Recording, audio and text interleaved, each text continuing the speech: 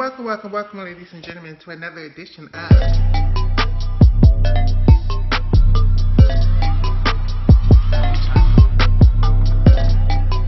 Welcome back to my channel, my channel of Gymnastics. And welcome, ladies and gentlemen, to another edition of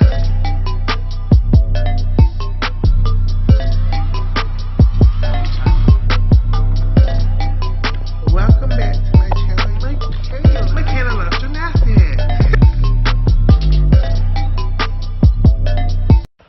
And welcome, ladies and gentlemen, to another edition of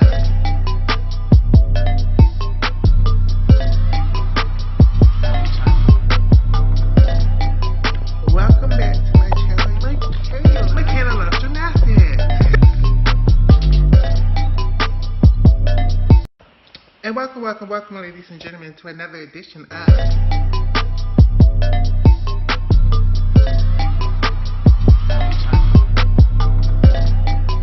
Welcome back to my channel of Gymnastics.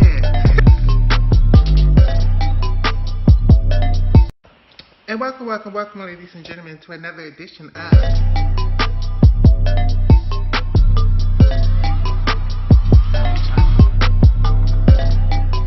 Welcome back to my channel of Gymnastics.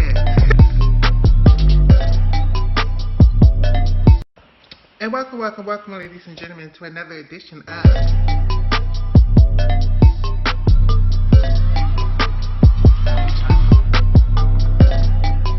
Welcome back to my channel of Gymnastics.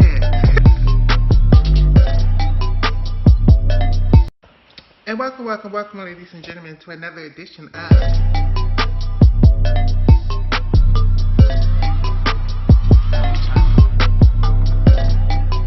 Welcome back to my channel of Gymnastics.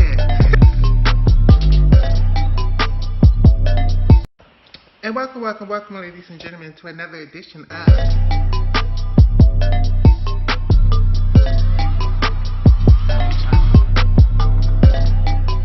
Welcome back to my channel of Gymnastics.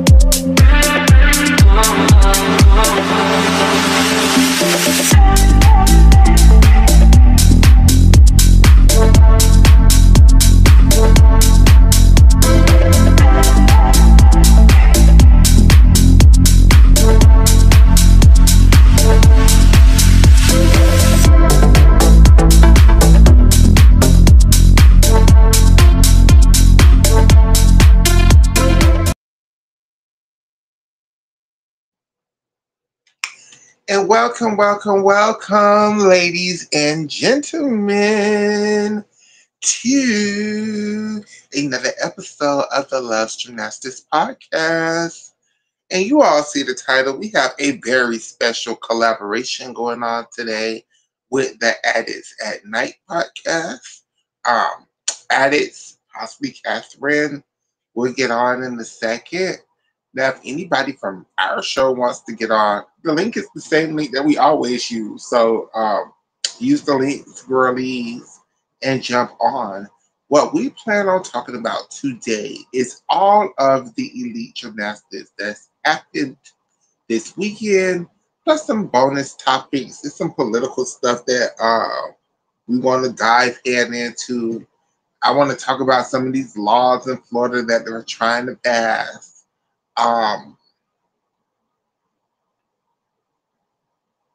So yeah. So while we're waiting on Adex and them to get on,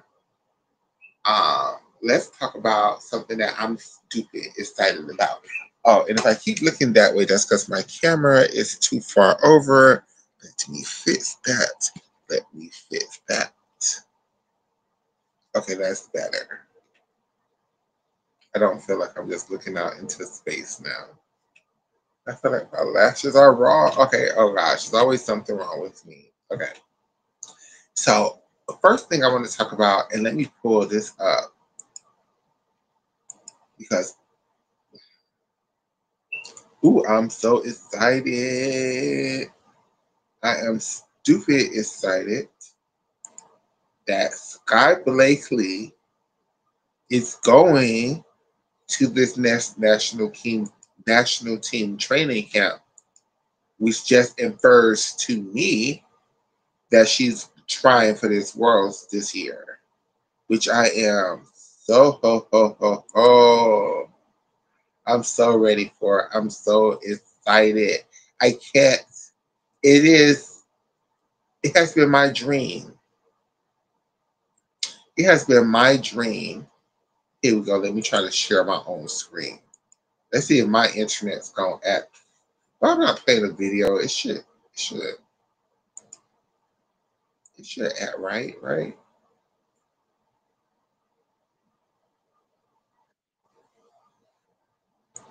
It's acting right. Okay. So the the caption is "Good luck to Sky and Leanne."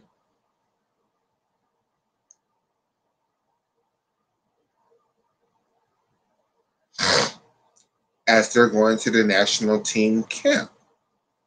And this is okay, first of all, this is, a step in the right direction for USA Gymnastics, meaning that this is, some of the more top girls are coming through. So how, say what y'all want to about Leanne. I think Leanne probably would be, if she could even do 75% of the gymnastics that she was doing before, probably would be America's top all arounder, depending on who is here and who's trying to make a comeback. So that's very exciting news for both of these young ladies. I wish them both luck. I'm stupid excited for Sky Blakely though. Like, it has been my dream for there to be one competition with a healthy Sky Blakely, not one competition, the World Championships or the Olympics, with a healthy Sky Blakely and a healthy Connor McLean, and both of them girls is Dukes of Hazard, throwing everything that they have out to see who's going to be the world champion that year. So hopefully, this is the year we're going to get that. Hopefully, this is the year that we're going to get that, everybody. But maybe not. Um, what do I think Sky's routines will look like? Now, I wouldn't be surprised if this year she didn't try to do everything. Maybe she just was trying to do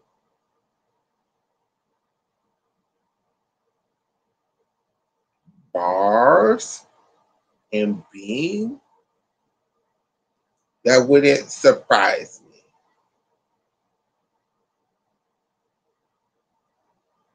What I am surprised is Kayla DeCello is also isn't at this training camp.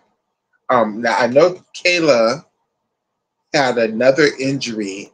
Like, clearly, we all know Kayla also got hurt at um, Olympic trials, but Kayla then at training for Florida for this NCAA season sustained another injury.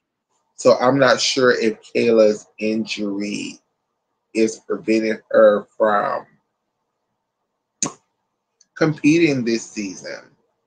And I think we have our special guest. Adex is here. So let me turn this off and let me open this. I'm eating. Of course you're eating. Hi friend, how are you doing? Good. So I've been watching Taylor Cello her training videos on TikTok, and she was doing like she was training Van Leuven, she was training Maloney, she was training she's in training. She's like slowly getting them back. So sorry. I don't think she's And, going to be ready for this year. I think there's going to be another training camp before she has to qualify through, the qualification process, the American classes or the U.S. classes, the nationals. I think she has time if she wants to try. Mm-hmm. But where's she going to train with Kelly Hill?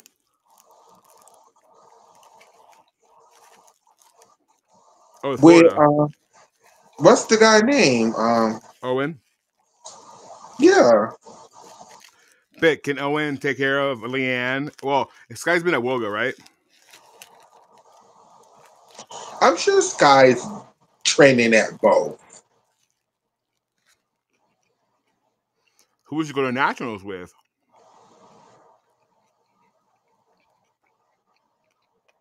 Woga, Probably Florida. University of Florida. I would assume the University of Florida. If I were Evgeny, I'd be like, girl. Because when Sky went to Florida, she did a whole goodbye to Woga video and like retiring from Woga. So, So like, why are you then, like, going back to Woga? It just seems odd. I mean, at least it's Yevgeny Woga, which I trust more than Valerius Woga. Oh, So yeah. Yeah. Well, we say that, but, like, which one was Kalia at? Was she a Valeria Woga? no Yevgeny. Yeah, so I don't know. I don't know about that one.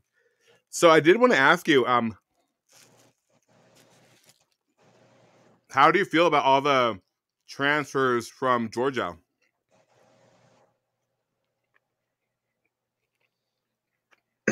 I'm not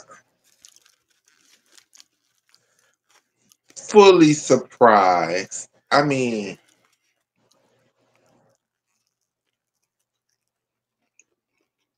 hell, some of the girls who are at Georgia, maybe they shouldn't be there in the first place.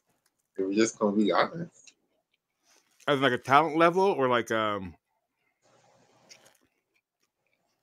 I think Georgia is trying to pursue the same level as the Florida, as the LSU, as the Alabama, as those girls, right? And I think certain girls who are on the Georgia team is stopping them from being at that level. So say their names. Say their names. I refuse. Okay. What are you talking about before I got here? Okay, though. Oh, I was just talking about Sky and going to national camp and how this is possibly a sign that she's trying for worlds. Like this is a step in the right direction. And I was just questioning why Kayla DeFellow possibly isn't at this training camp. Like I know, like you said, she's been training. Yeah. Maybe she's just I not don't ready. think. No, I don't think the injury is ready yet. I don't think like that injury is going to be ready for a while. Well, who knows? Maybe I don't. I've learned not to question anybody because then I end up eating a hot chip on a stream. So yeah, I learned not to question anybody's abilities. So out of all of the NCAA girls, officially, we know that Jocelyn is trying for Yeah, worlds. yeah. Sky and Leanne. Can we talk about Leanne for a second? Sure. Babes, med school, and elite gymnastics. That's a lot. That's a lot. Amy Chow did it. Yeah, but Amy Chow is a gymnast of a particular caliber. You know what I mean?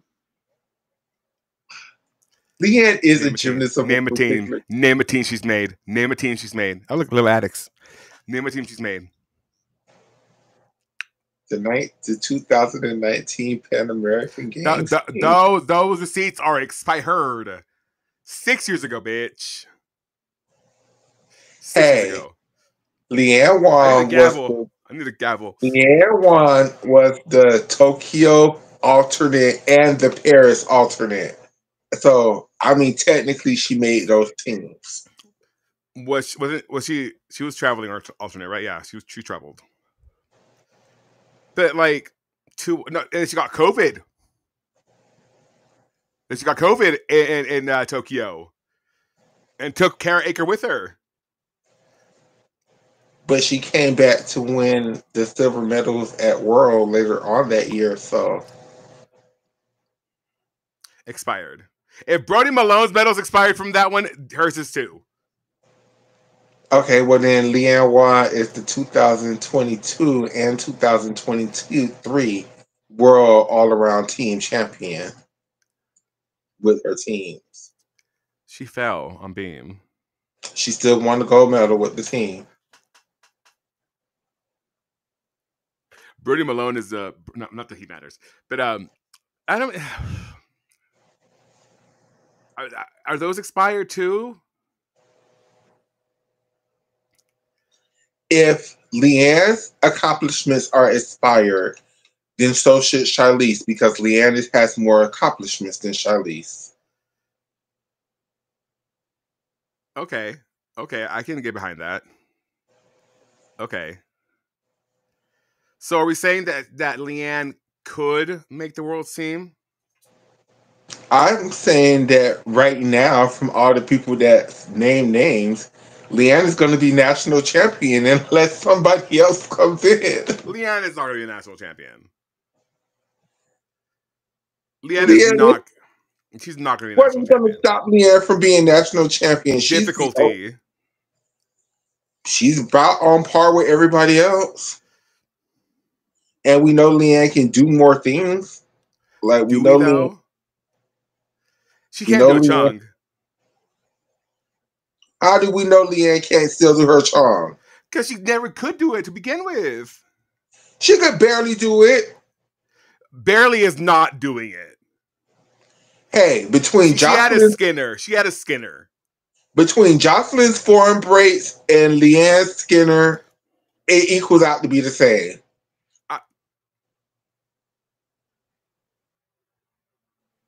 Jocelyn sucks on bars. She like that is a goddamn like, and I don't think that's ever gonna get better. Yeah, I think Leanne's only real threat right now is whatever Connor's going to do. no, Connor's. I would bet more on Connor than I would Leanne. Yeah, but again, even though we think Connor's going to try, Connor hasn't said she was going to this training camp yet. Okay, so of the girlies that are at this camp, that we don't know who's at this camp yet, other than the two, I would go. I would take Jocelyn over Leanne because I feel like Jocelyn is a guaranteed medal in the vault final. I mean, they're both are going to Worlds, so it is not taking which one or the other. You can't put both of them on a team. Why the hell Jayla not? Hang. She won't be going to my world. Not to your worlds, but in the real world. I think I would, because Jayla Hang has been like competing all season long, and we don't. That's great. We don't know like where Leanne and Jocelyn are at in terms of skills.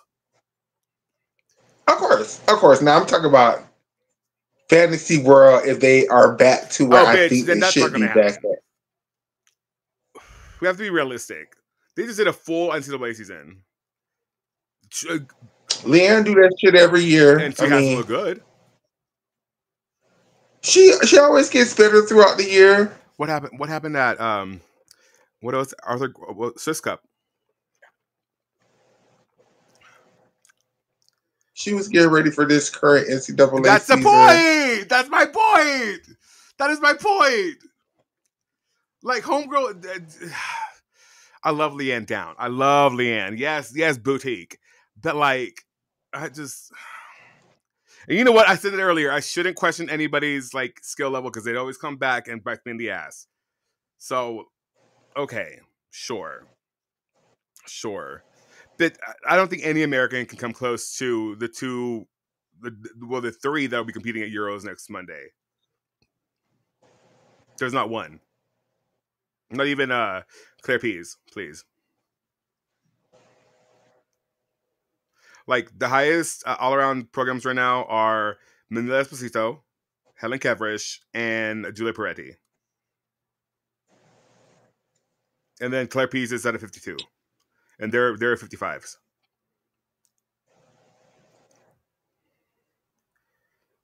We'll see when our USA National Championships happen and they start getting those stupid high scores, so we can add those But those are scores. overinflated. So are the Italian Well, the Italian scores, of scores. course. But like, Helen Kevrish is a 5'8" on floor. A difficulty. That's like the second in the world. And then and then Kaylee Nemore, excuse me, mile around champion for this year. I think that's who's going to take it. We'll see where Kalia lands with her coaching situation. Yeah, she's switching over to Dijon, right? Okay, yeah, I have a. Okay, if you'll allow me, I have where is it? Oh, by the way, shout out to Heath Thorpe that showed a really pretty 6'2" on high bar. Let me see where that's at. Where is okay? Here's restream. Okay, let me show. Let me Okay, this is beautiful.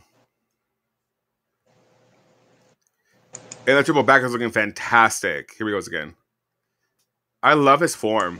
Hold on. I haven't. It hasn't came up on my end yet, Fred. Hold on. Oh, hold on. Oh, okay. Yeah. There you go. I found it. Like the triple back is, the toes pointed. Hold on. Let me minimize my DMs. Yeah, like that's fantastic.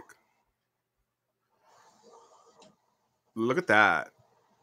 Oh, please. He's so good. He is good. I really, really enjoy Heath's gymnastics a lot. It's just, I don't know. It feels like he does things that are hard. Don't get me wrong. It just feels like it's, I don't know, behind the other guys what they're doing. Or do we think that's because he's gay? No, I think that's because it's his skill selection. Yeah. Oh, which I know we're jumping all over the place, but like, okay, Chinese national, no, NHK. So I don't know if it's because I hate floor scoring this quad, but like it seems kind of insane that like Oka and Daiki both have like 5'2", 5'4", and they're throwing insane skills on floor. Like it just seems like the difficulty evaluation on floor on the max side is just not where I would like it to be. I think for me with the mag side, from the couple of competitions that I paid attention to so far this year, it just seems like they're really trying to, I don't know, put some kind of balance within the mag side of sports, like to make it not power tumbling but artistic gymnastics. Yeah. So, you know, some of the crazy skills they're I wouldn't say devaluing, but you know, they're not as gag. Like one of the things that I really do like is this: everybody can't just end with a triple twist. Like it would. Right. Oh, did you see this?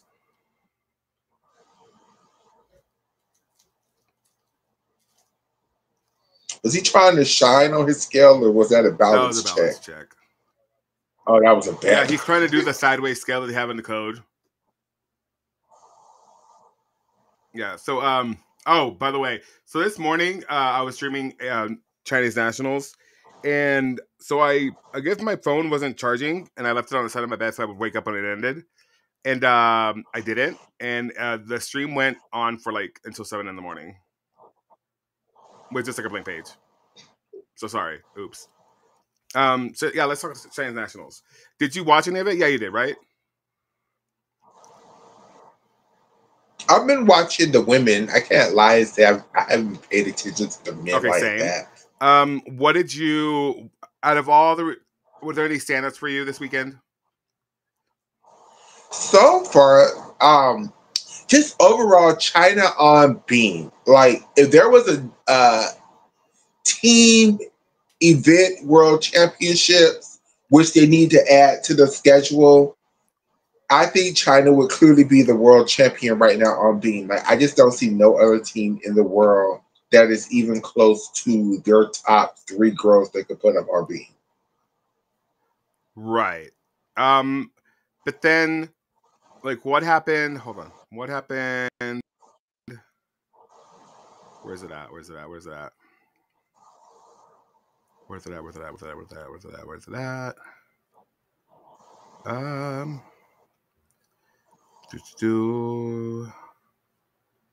where's it at? Where's it at? Oh, by the way, shout out to all the Brazilian watcher viewers we have. Like, that was insane. Like, that stream went bananas for no reason. I mean, I know like the young lady who competed at Coper from Brazil did really well, which is kind of like this, like, well, with this poetry, like, you know, Rebecca won her first medal there at Coper, and then this young lady did as well. It was so beautiful. Oh, here it is. Yeah, what happened here? She won beam and medaled on floor. Yes. I mean, one floor and medal on beam. Oh, when homegirl forgot her choreography. Yeah, this is. Please. Love that. Love that. I wonder what she was supposed to do. Me too, because I mean, she didn't make the floor final, so well, we'll find out if she made the floor final this in a couple days. But like, maybe she made all around finals and she'll have to do floor. It just poor baby. Like, I just was it a leap there? Was it a I turn don't there? know. Was it just that you forgot? Like, I think she was gagged. She like stuck her double tuck, and then just forgot. She's like, "Oh shit, I stuck my double tuck. Oh wait, I'm supposed to be dancing. Oh shit. Well, just I'm gonna do my finishing pose. Fuck it. Fuck it. Fuck it. Fuck it. Fuck it. Boom." So yeah.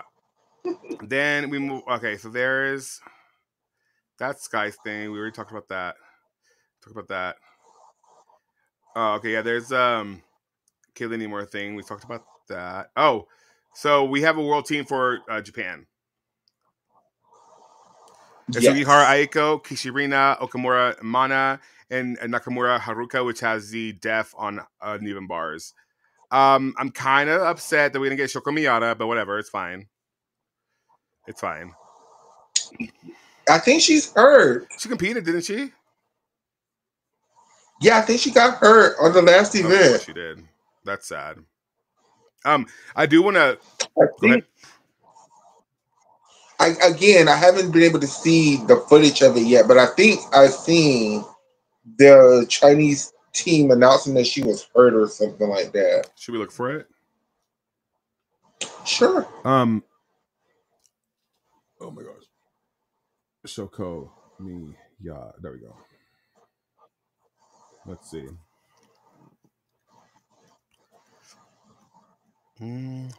Latest. No Shoko Miyata.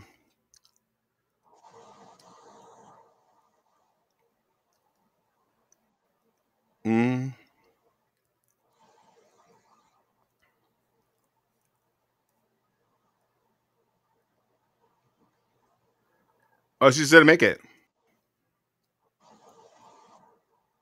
Yeah, no, she's not her. She just didn't make it.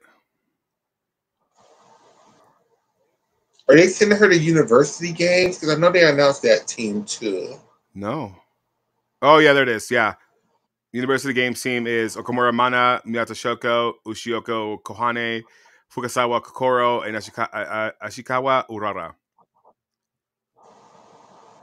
Yeah, so she's going to University Games. That's a good team, regardless. Like that's they could win. They could win. Oh, okay, Depending on who, go ahead. depending on who the Chinese send. Yeah, I mean we'll find that out at the end of this competition. I think we still have 3 days of competition. We have the women's all around tonight at 2 in the morning, and I'll probably be streaming that from Midland.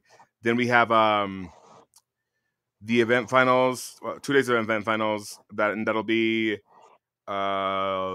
Wednesday morning. Well, Wednesday night, because Tuesday night, Wednesday night. Wait, no.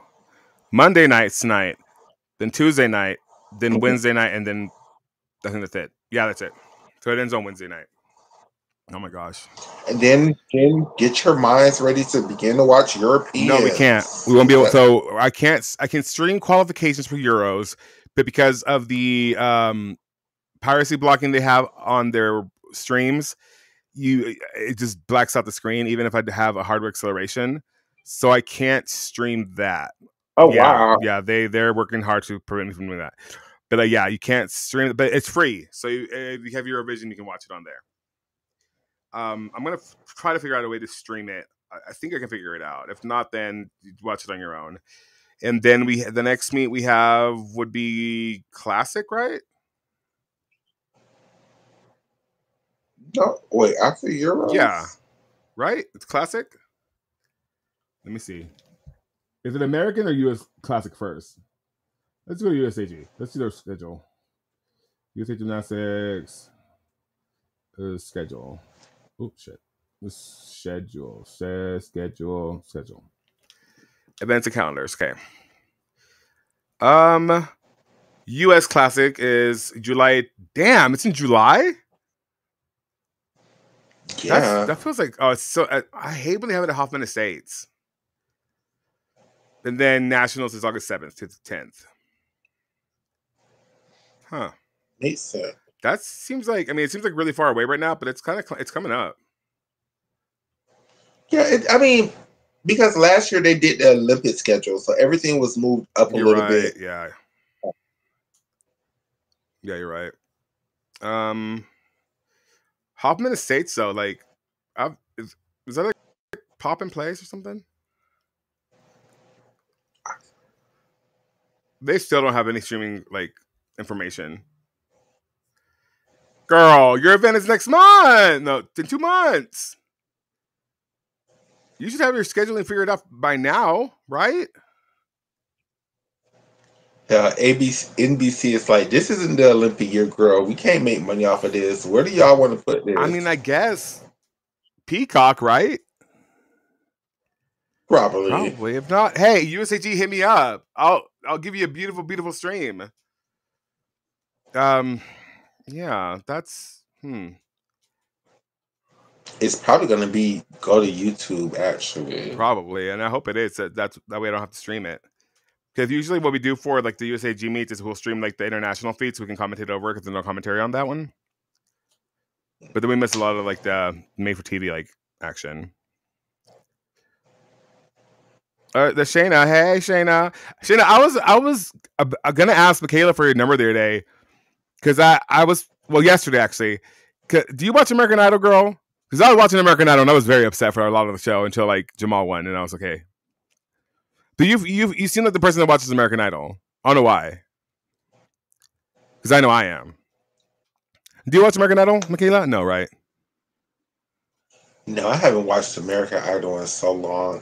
American Idol, RuPaul's Drag Race, Survivor, all of them shows that I used to love, I don't like them anymore. Yeah, I don't watch RuPaul's Drag Race. I've never watched it actually.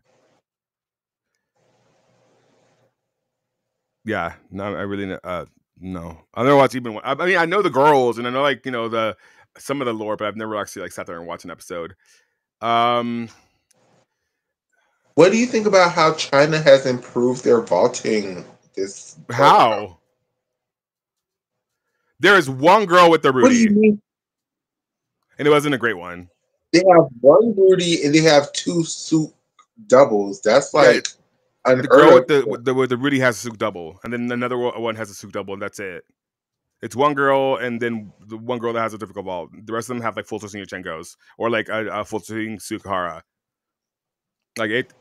They have no, they have 2 or 3 There's no DTYs, right? DTYs. I watched the whole thing. We watched it. There's not one. Somebody, No. that girl has a DTY. Oh gosh, now you having me try to pronounce damn Chinese people names. It's like DU and her DCU? No, other that's the names. girl with the Doji Sukahara and the Broody. No, she has a DTY No, she Adex. doesn't. Oh gosh, hold Yeah, on, hold look for it. on. And it's Yulin Min. Yulin Min might be the one who has the double screen checker, but no, I don't remember seeing one of them. And we watched the whole thing. I watched maybe not team fighters, but I watched a lot of qualifications, and I remember seeing DTYs, and I was like I promise you there impressed. Hold wasn't. on. And if there wasn't more than one. I mean, I'm not saying there was like 50 DTYs, but like 2 or 3. I'm streaming the rest of the competition. Well, I'll be streaming from Midland tonight, and probably for the next 3 nights I'll be streaming from Midland. It'll be fine. Well, the Wi-Fi. Well, no, the Wi-Fi's fine if I stay in the room. It'll be fine. But yeah, I'll be streaming that tonight. But yeah, I promise you, there wasn't. I mean, we can watch back. I have the stream on my profile. Let me see. Let me pull it up. There was so many subdivisions. Oh my gosh, it was like I'm impressed and terrified at the same time. Like China, they did a lot, but it was worth watching a lot.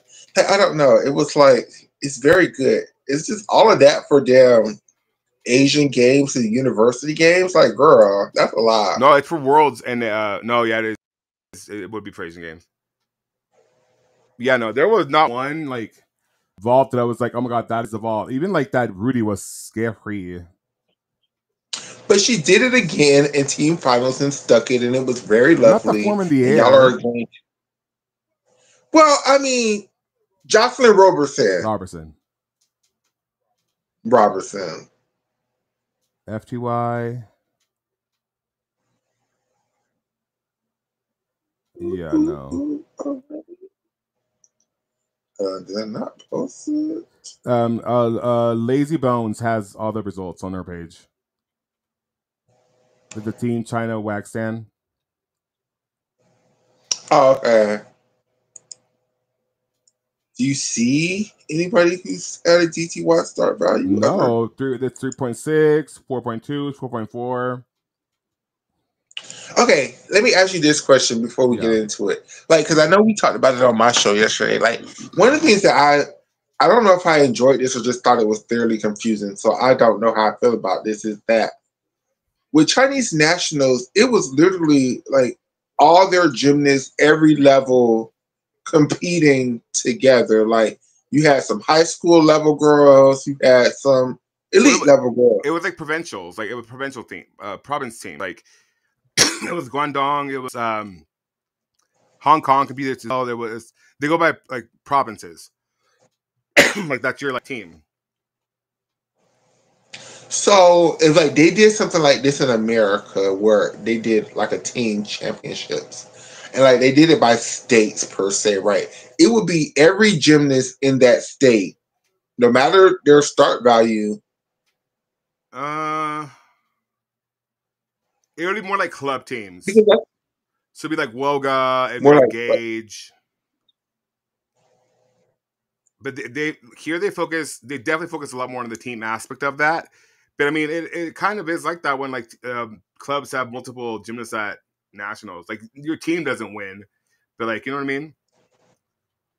Mm-hmm. And then OU Sean showing up to this stream that I was in and telling everybody off, please. I love that. I love that. I'm like, yes, tell them off because they were talking outside of their necks, man. Like this chat was vicious. They didn't care. Like, damn it. Let's see. I know OU Sean did an interview saying that she has a lot of haters on Did the Chinese version of Yeah, that's where I TikTok. streamed from. It's called what's it called? Douyin. I tried to log in with my American TikTok login. It was like, I don't know who you are. OU Sean. It has grown a lot. I'm surprised she's still around, to be honest. Same. They kept on saying her name in the broadcast, and they wouldn't show her. And they finally showed her. Let me see. What is this? No. Yeah, no, I haven't seen one, Michaela. I don't know if the vaulting teams were in subsequent subdivisions, but like, what did you find on what do you call it? The what's your faces? Team. Let me just look for it. I have her in my DMs actually. There she is. Okay, let's see. Top all around scores. Yeah, she got third in the all around scores and the team final. That's crazy. Ooh. Oh, you Sean? Let me see.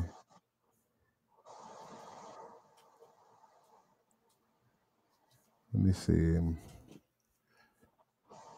Oh, I can't really talk about the tea in China right now. But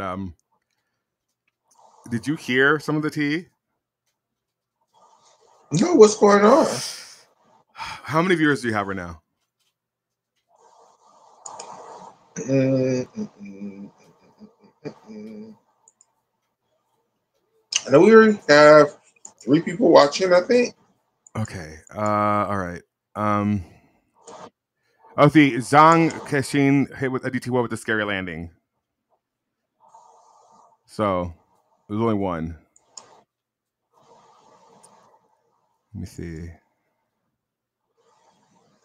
Yeah, no, they only have one. So yeah. Oh, hold on. FX results.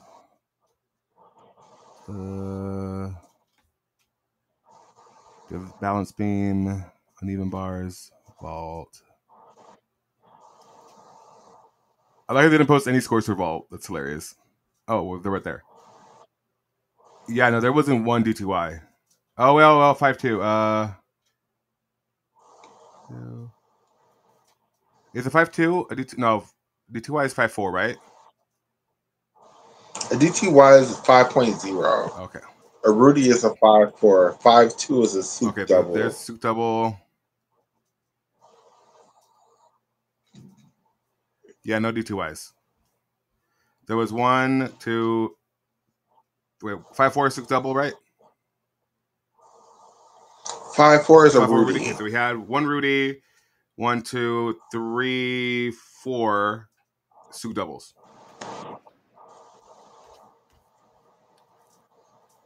See, I knew I wasn't crazy. Maybe I didn't see a bunch of, but I knew I saw bigger vaults than I'm used to seeing from their asses. Yeah, but 4 girls. I mean, you only need to put up 3 girls in team finals. That's Fair. all you need. We'll see. I don't know. I was very let down by the vaulting. I mean, it's China. You're not going to get great vaults, but for me, it was much, much, much improved. Like the body positions, the power, the block. Like it was much improved versus last block. Yeah. I mean, and you know what the problem is? I was told, at least. So before I asked, I was like, in my head, I was like, well, that makes sense because you don't want, like, more muscle means less shoulder flexibility, which means less ability to do those Onos and Heelys. And see, I was watching your stream when you said that, and I was like, oh my God, I wish I was on because that can't be true because the Russians. No, they don't. They don't do it either. Because remember, like, Valentina's in, like... But they don't. Okay, they don't do the Heelys and stuff, but they do all the M bars and stuff. Yeah, but M bar isn't like shoulder flexibility. That's more like just back flexibility. Fair. Yeah, and like, what someone told me actually that team China Wax and said that they don't like to condition or strength train because muscular bodies are undesirable in China. That's very Yeah, fair. I believe that. because they are very particular. Please bring honor to our But home. Do, do, do. but I do. I hear that, but I do also remember there are times when China does have great Yeah, teams, and every time they do have a great team, the '96 team, the 2000s team, 2008. the No, 2008 2005 because they won team, the 2006 they won the team final. That's right. 2006. Yeah, Even more recent teams. 2012 was a pretty decent team. I think they came in third. I think so. Um, Yeah, yeah. 2016 was a decent team. And all of these teams, the one thing that they have more in common is they picked China a different body type of girl. It wasn't always these, even their bar workers who were good were still a little bit taller, still a little bit, I hate to say heavier, but that's just the only word that I have in my vocabulary right now. Stockier. And stockier, stronger looking. And it just seems that China typically pick the smallest built girl Right. for their team.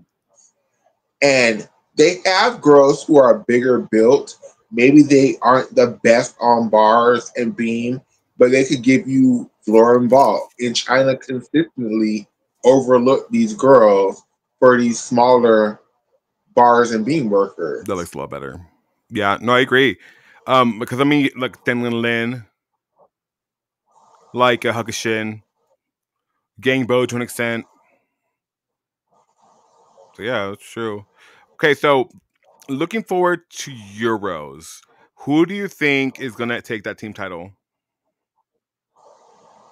Oh, Italy should win it Yeah, easily. yeah. Who do you think win the all around? It's going to be between Manila or Helen. Helen or Asia She's not going. tomorrow. They took her off the team. They took her Asia's off the not going. team. I Oh, think, yeah. Julia Peretti is she has the third highest all around in the world right now. So it'd be isn't she no, hurt? no. It was her hand that kept her out of Jessela, but she's fine. They put her back on the team because they had to submit nominated rosters, uh, updated nominated rosters. I believe like yesterday. And I mean, at this point, if you're updating your nominated roster a week out of the event, that's probably going to be your team. And Nausea wasn't on Yeah. that list. Um, Europe is kind of a weak. Without the Russians, they're pushing them girls for filth. Europe them fell off a A little little bit, bit. yeah. Well, we got to consider it like without. We're not really talking about France. France fell off. And Kayla Nemours from Africa now, Very good. so that's a gag. Um, the British team fell off Well, too. Alison Sell's pregnant, Nope. and all the girls left. Their best gymnast probably right now is Georgia May Fitton, and I'm not saying she's not a good gymnast. It's just her She had difficulty a isn't there with her. time at Copel. Like she didn't have a good time at all. She won Did beam. she? Mhm. What's other than that? Did she win beam? Uh, yes. Okay, sure. From what I saw, it wasn't great. I posted it on my Twitter. Let's Yeah, let's watch her watch the beam routine. routine. Let's watch the beam routine. Where's it at? Okay, let me go to. Uh, where are you at? Where you at? Where you at? Where you at?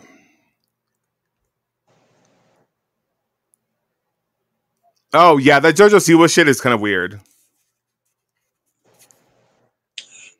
Can we talk about that for a second while you're looking for that? Because JoJo, look, it ain't kind of weird. It pisses me the fuck off. It pisses me the entire fuck off. This is the crest of when trans people be like, and I know it's not fair what I'm going to say, and it's not going to make any Right. sense. It's not because it's 100% based on feelings. But when we be like, sometimes we feel like the younger generations are doing too much and it's making our lives harder. JoJo's, what's her name? Siwa. Suarez is the prime example of what I'm talking about. Like, you were a whole Go off. lesbian, a super powered, thug, masculine lesbian. Then you started transitioning into trans masculine. Then you started using them, they pronouns. All of this to go on damn fucking Big Brother celebrity, find some fucking old, ugly ass white man that you live for, and throw all that shit away, and now you're a cunt again. Like, that is what the fuck we're talking about. Go off. Karma's a bitch. I should have known better. Oh, I can't. Ooh, ooh. Is it? There That we face go. card though is lethal. I mean, Georgia May Fitton is a beautiful girl. I can't give her nothing else. That's a beautiful Yeah, like girl. that face card is lethal. That face card is generational wealth. Is Georgia May Fitton a sister or a very tan She's white half. lady? Oh, Yeah, she's half? Okay. I think. I think she is. Yeah, I want to remember. See, like homegirl, she has beautiful gymnastics when she's on. But like I rarely is she ever on. Like remember that one that time at what was it Worlds that she like went for a kip and she just flung herself off. My God. And I want to root for her because we love the brown girls and the black girls, but like, yeah, she makes it hard. I know Undine is like, damn, I wish I was in Europe right now training instead of dealing with this California Oh my bullshit. God, we have to talk about that. That was a beautiful wolf turn. That was really nice, Georgia. Who do you think is gonna get that job? Wow, she does a double turn and a triple wolf turn in this beam routine. Wow. Well, that's especially like who was it that had like the five? She did a what was it? Front aerial, a split ring, straddle, back walk over, split jump, or something like that. That's .5 in bonus. There's one of the Chinese girls. I mean, that was okay. That wasn't bad. I can see why she won in comparison to the rest of the field.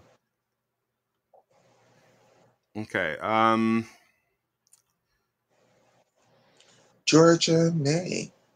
Who Georgia do you think it's May. gonna? Anyway, Yeah. and with China, going back to China, I also really love that they improved their choreography on floor tremendously. Yeah. Yeah, we have to talk about this in a second. But who do you think is gonna get that coaching job? At Yeah. Cal, I'm going to be Okay. controversial. I think they should give it to somebody who they did wrong. I think it should either go to Chris Waller or Run. it should go to Rhonda I would Fang. love Rhonda Fane. Is she still coaching though? I'm not sure, but they need to give that girl another opportunity. If Larry Liu can ask to sit up here and coach gymnasts to Worlds and Olympic Games, Rhonda Fang can coach an NCAA Should I team. reach out to Rhonda Fane see if I can interview her? Absolutely. Do you think she'd let me? I'm not sure about that. Because I doubt she knows like Jim's Internet lore, but I'm sure like no one's like barking up her tree to talk to her. I'm not sure. There's lots of people who I didn't realize, who I never thought would be watching my stupid ass platform, who watches. So you never No, but I'm know. saying like no one's like reaching out to her to like talk to her. I don't think. I think people with Rhonda Fame have a misconception is the wrong word. Have I feel like they want to like lump her in with, you know, Steve Penny and all that. I I know what it is with Rhonda. This is the word I'm What? looking for. Rhonda Fame has been used as the Yeah, scapegoat for all of this bullshit that happened in that time frame, right? Like Rhonda Fame has been the one to take all the punishments while other people was able to leave the country and go coach in Brazil, or leave the country and go coach in Australia, or leave the country and go coach here and there, because or Rhonda just Fain went step from being down. national champion head coach to vice president of USAG to pariah of the internet. Even when she went to assistant coach at Michigan, people had like a tizzy about it. Remember that? I think I think if people really just go back and okay, let's talk about it. Why are people mad at Rhonda Because Fame? People are she mad went at. to Steve Go Penny ahead. when she was told that about what was going on as far as the Larry Nassar thing. She went to Steve Penny. Steve Penny told her to not to worry about it. He would contact the FBI. He didn't. I just think, in the grand scheme of things, of what people have done, said, what we've seen in the history of gymnastics before, I don't think this was. As egregious. I mean, I think she wore her punishment. I think it's time for us to move on. If everybody else can have moved on, I think it's time for us to move on and forgive Rhonda and let her have a career in gymnastics again. But does she want it?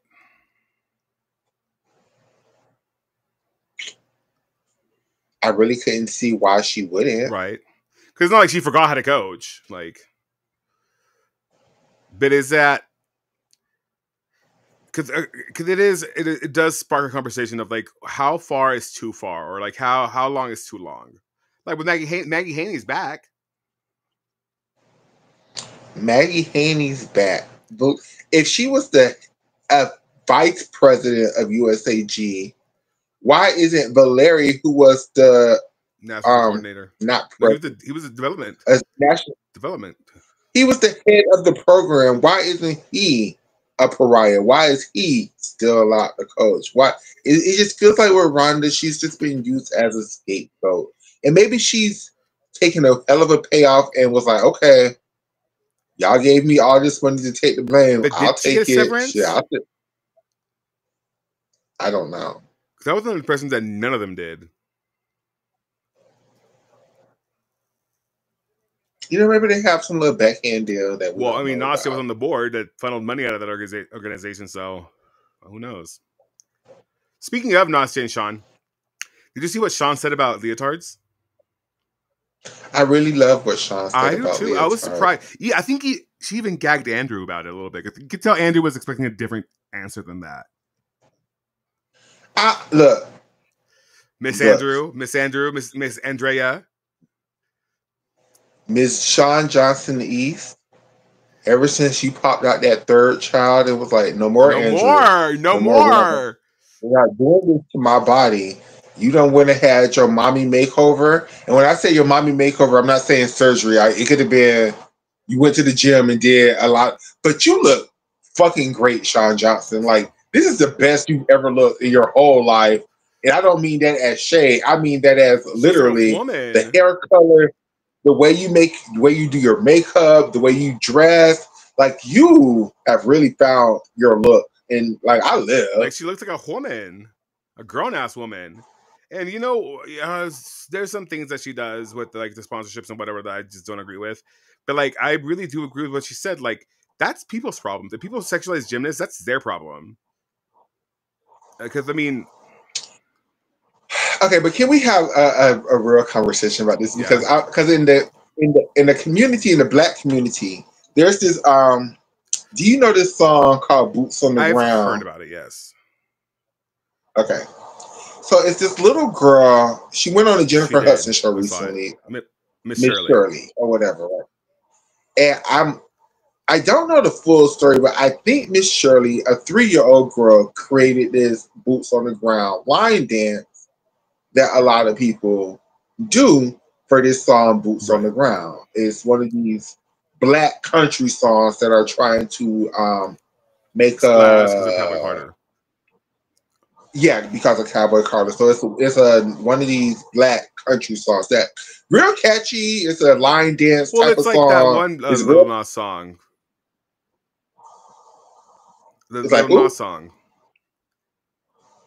I wouldn't say it's like Old Town Road. It's more like the Cha Cha Slide. It's like a new Cha Cha Slide. It's like a But it's having song that that everybody can get resurgence, up and like that virality with little kids. Little correct. kids are go crazy for it, and so then it spills over to TikTok, and Correct. that's how it becomes big. Yeah, So I say all of this to say this little girl named Miss Shirley, she created this dance for um, the song yeah, or whatever, right?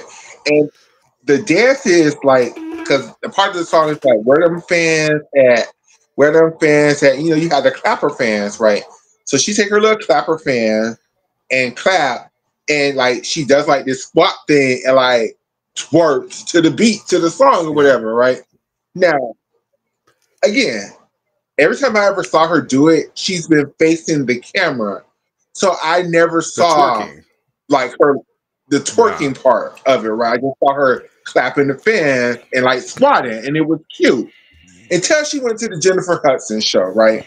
And for whatever reason, Jennifer Hudson decided to do a full like 360 view of this little 3-year old doing this where the fans at dance or whatever. And that's when you really can see, oh, she's like shaking ass like in throwing the song ass, or whatever. throwing Right? ass.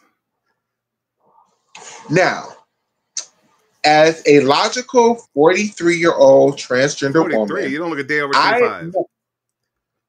thank you. I know that this is not a sexual dance. I should not think of it in a sexual manner. But we are in the year of 2025 where there's the internet. And once you put things out there on it, like it's one thing to do a dance in your house, it's a whole other thing to put it out there on the internet for people then can take that video and do whatever they And do you want have all to, those right? weirdos that yeah, And we can make the argument, just like Sean Johnson made the argument, that that's your problem for sexualizing the girls, right? But then you have a whole gymnast like what's her fish what's her face who was supposed to go to Alabama but oh, then stopped. Winnie the Jerky. Whitney Berjerkins, who even admitted that a lot of the views that came from her YouTube channel came from men who had inappropriate Yeah, intentions at her yeah, YouTube channel, right? And she kind of felt some kind of way that her parents was still exploiting yeah, this, knowing damn well that this is what was going on. And hell, she even, I think when she did her interview, was like side eyeing her father, like questioning certain camera yeah. angles that they were choosing to use because they knew the kind of pervert that was looking at her YouTube channel because just naturally the leotard that gymnasts are Yeah. in. Right. So having that conversation that Sean Johnson had, just is trying to expand on it a little bit, not trying to shit on Sean because Sean was 1000% right. There is another side to it that I don't think people Take it into consideration. want to take into consideration because, like she said, the gymnastics Leo is very efficient. It makes a lot of Yeah, sense. You need to see leg angles and so on and so forth. These are the perfect Leos for the leg angles and so on yeah. and so forth, right?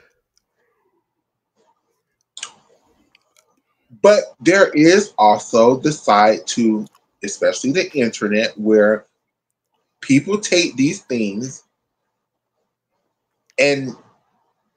sexualize it. Unfortunately, that's the And cruelty of it all. and to act like that's not a thing when people have concern about the leotards is Yeah, disingenuous because it is a thing. yeah. I mean, Larry Nasser, like Marvin Sharp. Marvin Sharp used to take pictures of the gymnasts and like come on. It's just. I think also shout out to the German team who wears those unitards. And there is now in the code. Shout out to the Japanese girl who created her own version of her short because now they can Yeah, wear shorts now. She just created a Leo with yeah. shorts and that she feels comfortable in. Aiko And Sugihara, right? Sugihara. Yeah, like I mean, shout out to that. It did look cute.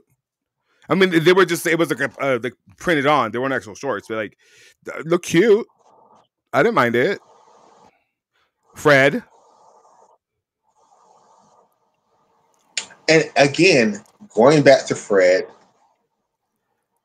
I think that's how, and this is where the criticism of Frederick came from, and just the way that they decided to frame this. Like, he could have framed it in a way that was not harmful to anybody. He could have framed it in a way that was uplifting to Yeah. everybody, but they chose to went into the Homophobia. "how you doing" Yeah. territory, and whereas with the women, Hey.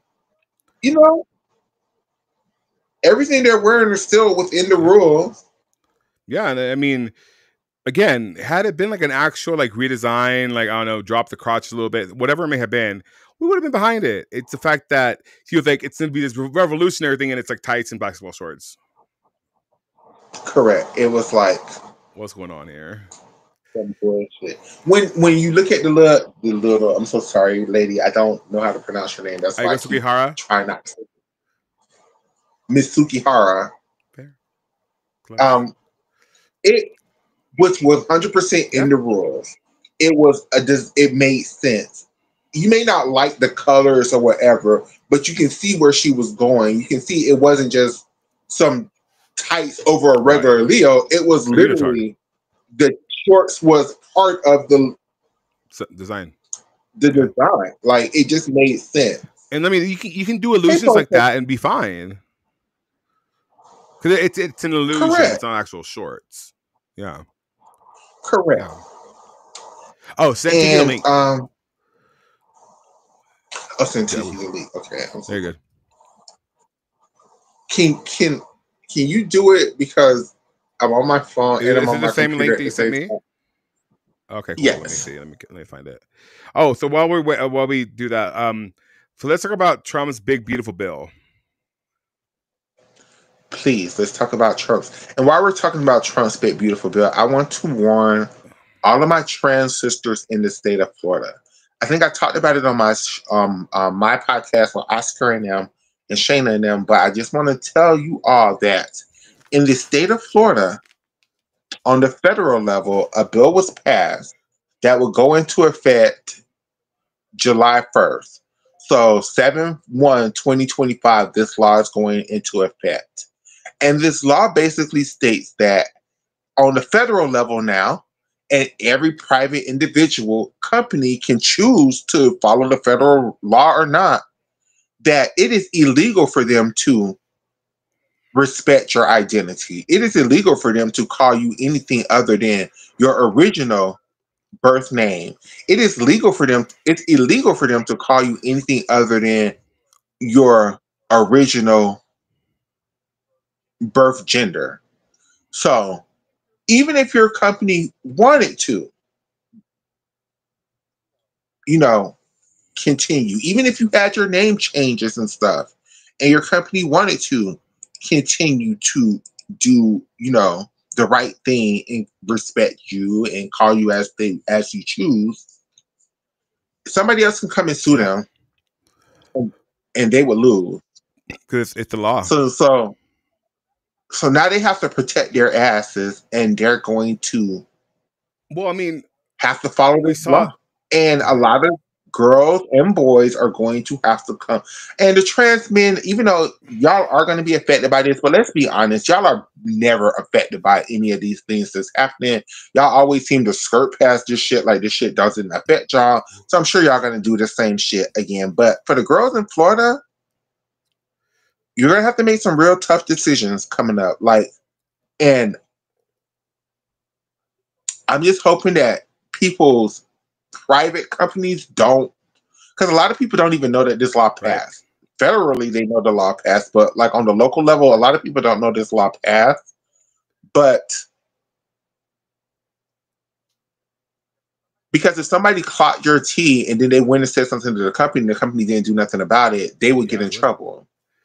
And like the thing that's so, like, I mean, we just saw this about a couple weeks ago where that young lady, I forget who she was, where it was, but she got profiled in the bathroom, and I mean, she looks like a stud, and the security officer like went in there like, it was Phoenix, Arizona, and she was like a lesbian, right? She was just a lesbian, and so like it's gonna lead to people are gonna get endangered. Like it's so crazy to me that they're okay with doing that and then having. And you know what's the funny part about that is ever since they started doing this, I don't think I've heard not one story of an actual trans woman getting affected by that. It's always the studs who people don't know what they are, who's going into the women's bathroom and the security is like, hold on, sir, why are you in here? And the thing is, like, I just don't understand what they expect. Like, so like now, like female presenting trans individuals are just gonna have to go to the men's bathroom. Like, that's gonna be even worse. But I don't want to say you remember when we used to do all those shows and I used to be like, Adex, this is my fear of the bathroom. And you used to be like, well, if people say they're trans, you should just respect that, Michaela. You should. This is what I was trying to get to. It's too much confusion in the air. Like, and I get it. We have to respect people's identities. We can't be discriminatory. We can't be divisive. But I also think that as transgender people, we also need to be clear in our tone and what we're saying, right? And it just makes no sense that somebody who physically looks male, who identifies as female, and they walk up into a woman's bathroom, it makes no sense for us as the community to be on their side. Because as the public, and I get it, it's not fair. What I'm saying is kind of, discriminatory. But we have to fucking understand that as trans people, we're such a small, minute percentage of this population. And we have to find a way to fit in.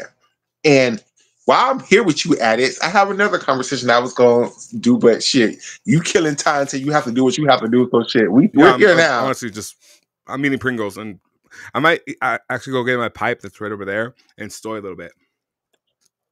Okay, shit, we could stoy and talk because I'm gonna close my door too. When he gets, can you still hear me? Because I'm going to talk. Oh shit!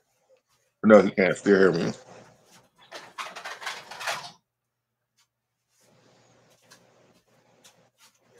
Yes, she was Shayna. She was a cisgender woman.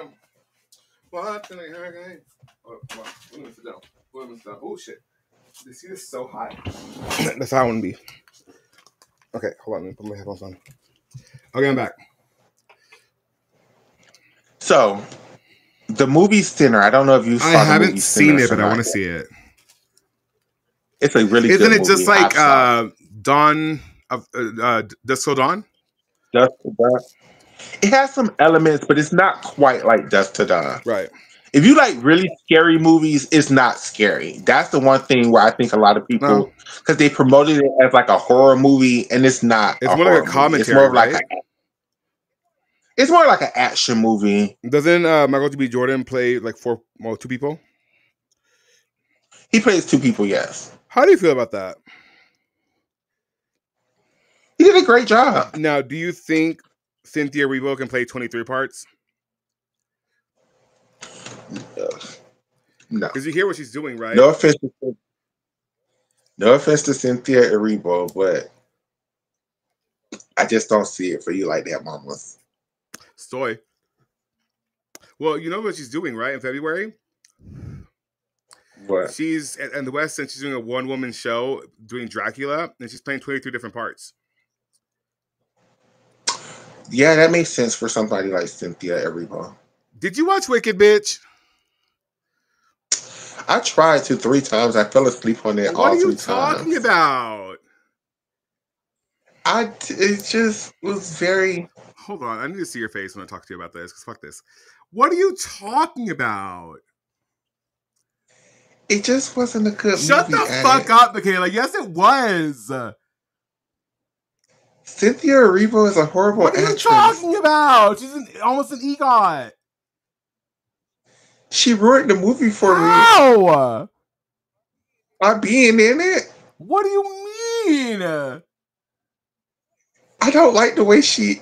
I don't like Cynthia Is it because Erivo. of what she said?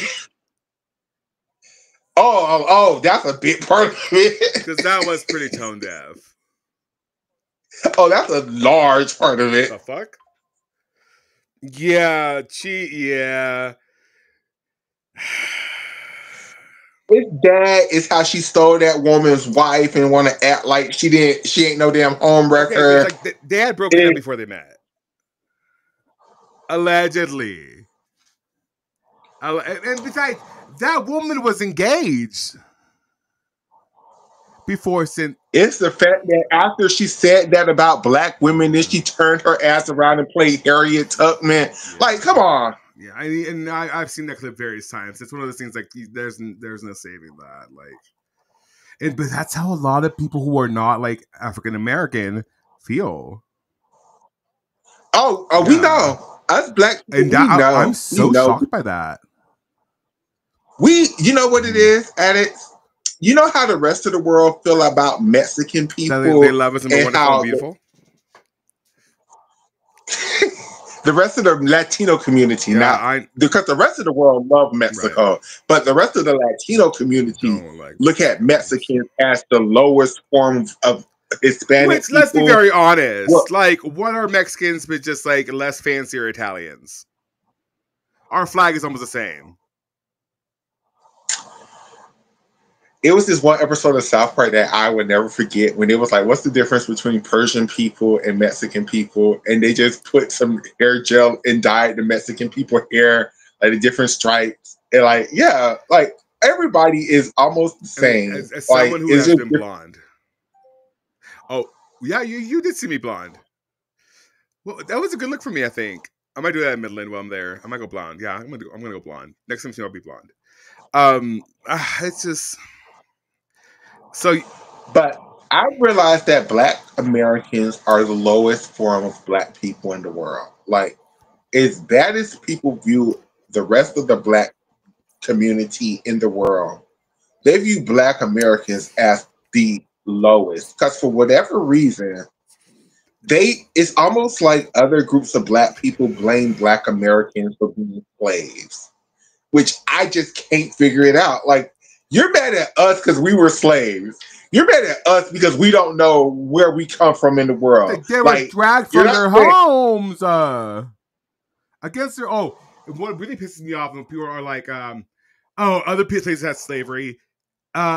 Yes, but like not to the extent. Like, it was hereditary here in the United States. Like, chattel slavery was insane. Oh, by the way, the gag with that mansion in Louisiana burning down. Oh, Mississippi or whatever. Yeah, it was.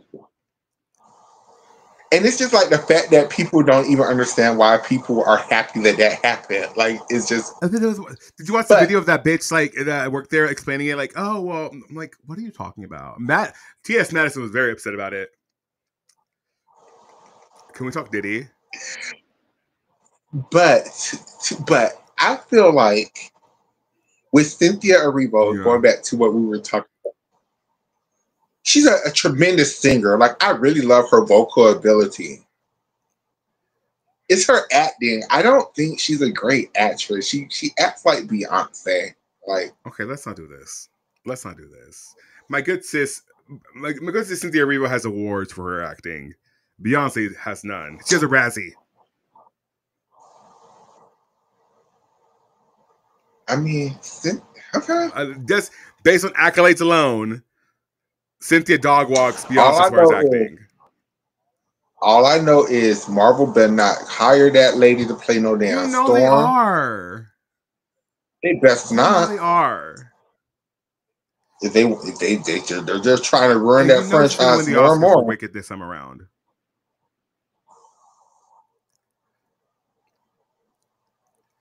Just give it a chance. Okay. Like, just watch it. Like, don't care about Cynthia. Focus on Arianka. Arianka was wonderful. I tried to watch it for Ariana because I'm an Ariana Grande Yeah. stan. It's just I just couldn't because. Okay, first of all, if I'm just being honest, I'm tired of all the race switching in movies. Like, and I know, Cynthia, the character of Elzaba I'm is sorry, what? green, right? She isn't a race. What's her name? Elzaba. Try again. Elzaba. Elphaba. Oh, it's an Alpha. Yeah. Hey, have you been calling this character Elzaba for the past however many months? Hell, since Wicked, I always thought her name was Elphaba. It is Elphaba, not Elzaba. You're thinking Elsa from Frozen. Oh yeah. It's very confusing. Anyway, continue. Sorry, you know how I am. And again, I know that she's not black in this movie or whatever, right? But if y'all would be lying if y'all telling me they didn't turn her black with them damn braids and the nails. Well, that was it was the point. Like, she wanted it to be more like suited to her than like what it is normally. And normally, look, fuck Israel. But normally, it is a role that's been done by several Jewish women, because in and of itself, it is a commentary on anti-Semitism and discrimination. And so by taking it and giving it to a black woman, as it should have been from the beginning, in my opinion, it's reshaping the role for the next generation of brown girls. And I love it. But she may not have been the exact right person because of her own personal beliefs. Correct. And see, this is where I'm at with this. It's the same thing with the Little Mermaid. Like, I was so in for Holly being the Little Mermaid until I saw the Little Mermaid, and I'm like, I loved it. I loved it. I thought it was great. She had me in the palm of her hand without saying a word for the entire movie. I loved it. And maybe because I'm gay. And I just love the dramatique and, like, the regalia of it all. I mean, I just like, the whole, like, the fantasy. To me, is if you're going to make a remake, and I know Wicked isn't a remake per se. It's an adaptation. But it's an adaptation. There we go. Whereas The Little Mermaid is a remake. Yeah. So is The Lion King. I can't. So you know what? For what it's worth, I can't deal with the Lion King shit. Like, Beyonce is just not that woman for me. Is she? Now, Blue did her big one. I love Nala, or whatever her name was, in the movie. But I feel like, although I can't say The Gift wasn't an amazing, like, visual album, which it was. My power. Oh, come on, it was great. Some of her best music is on that album. Is that album called The Gift or Black is King? Okay, let's talk about this, because I'm very confused about this as well. Is it the same album? Or what the fuck? It's the same as that album with two different titles. So is it The Gift, Black is King? I think The Gift is the Disney soundtrack. Fucking bullshit. I'm over. I've wanted the same goddamn thing for the past, like, however years it's been out. The Gift, Black. Oh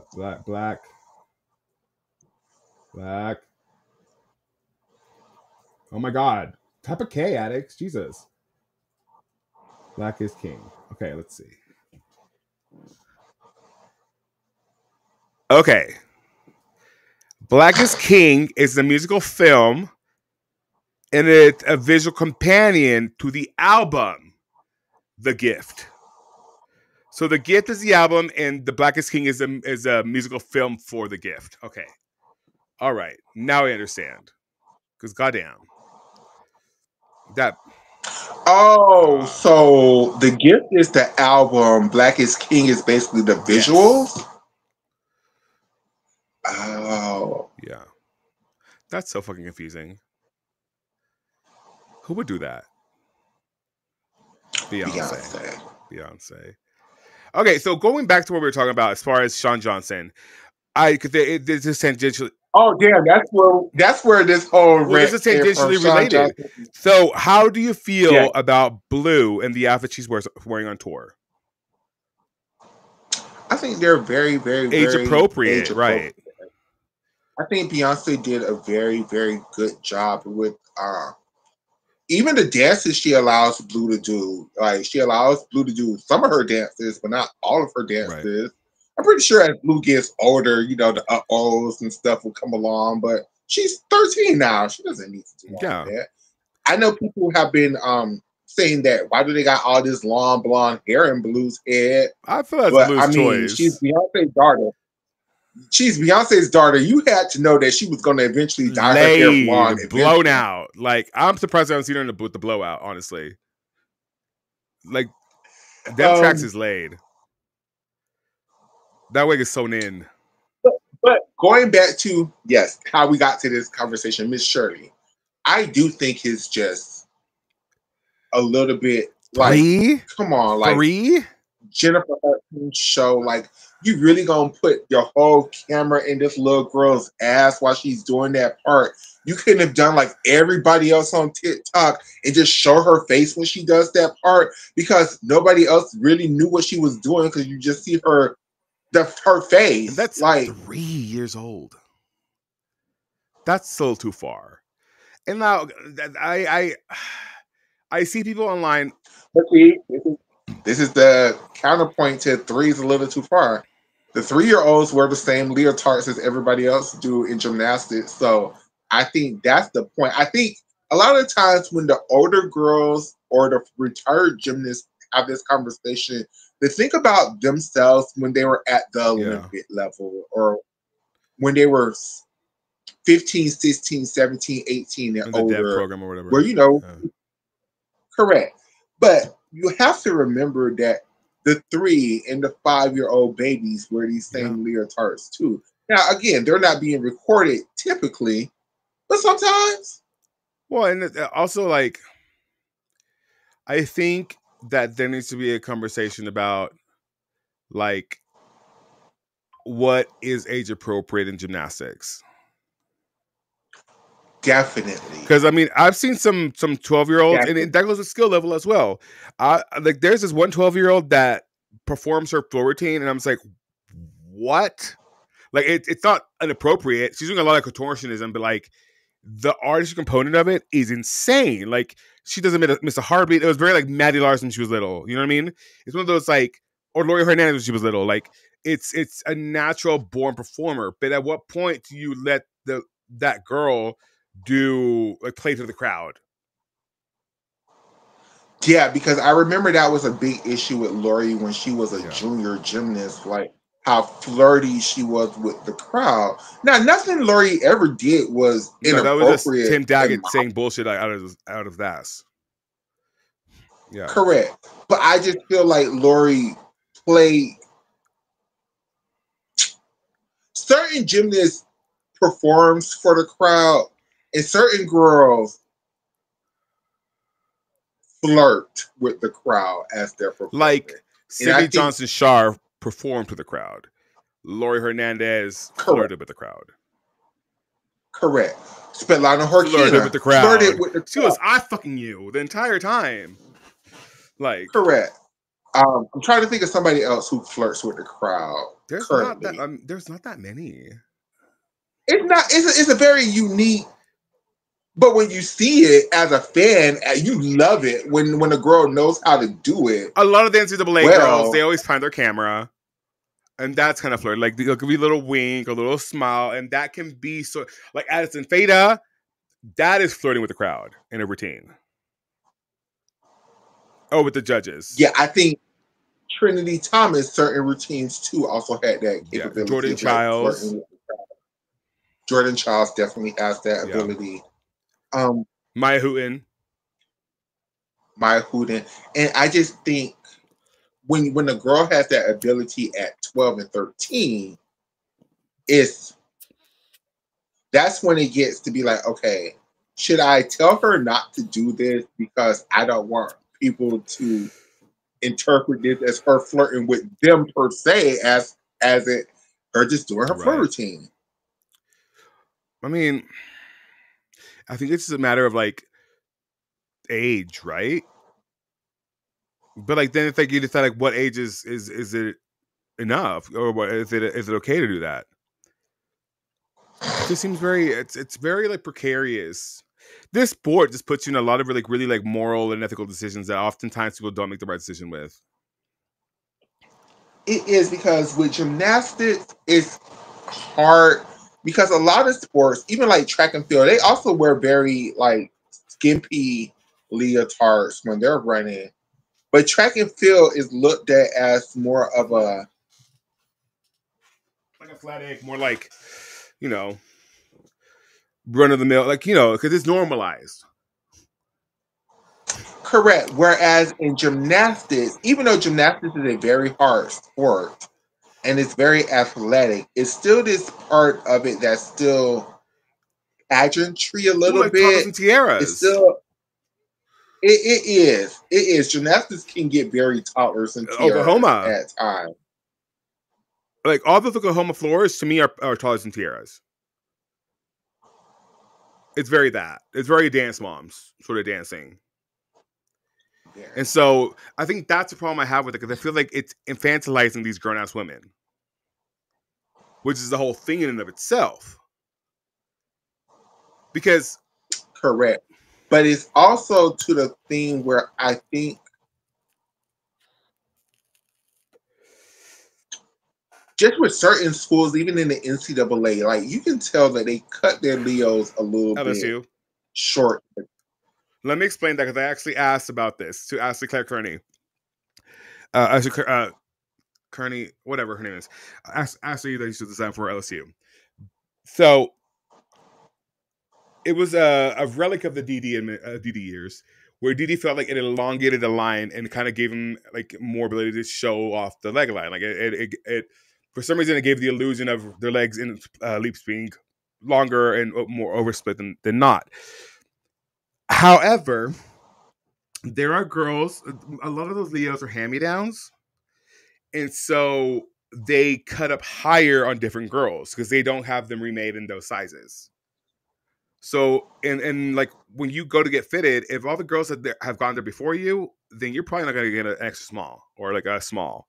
You're probably going to be in the medium or like you know what I mean? Like they're still small in relation, but like you're not going to get like something that completely fits you to your body. And so that often becomes the issue when you have these like legacy Leos that they use a lot. See, but I'm sure other schools have passed down Leos too, and they just don't seem to have the issue of, everything being directly in the butt cheek. Also, a point of that is that a lot of manufacturers, and I'm looking at you, Sylvia P, design swimwear. They don't design leotards. And so you end up having that leotard right up your ass the entire floor routine. And it's one of those like, well, perhaps you shouldn't ask swimsuit designers to design leotards. Correct. And then I'm sure somebody's gonna make a point of, well, people don't sexualize the men in what they're wearing. The hell But they they do. Every do. time you take I off your remember shorts and looking for the bulge.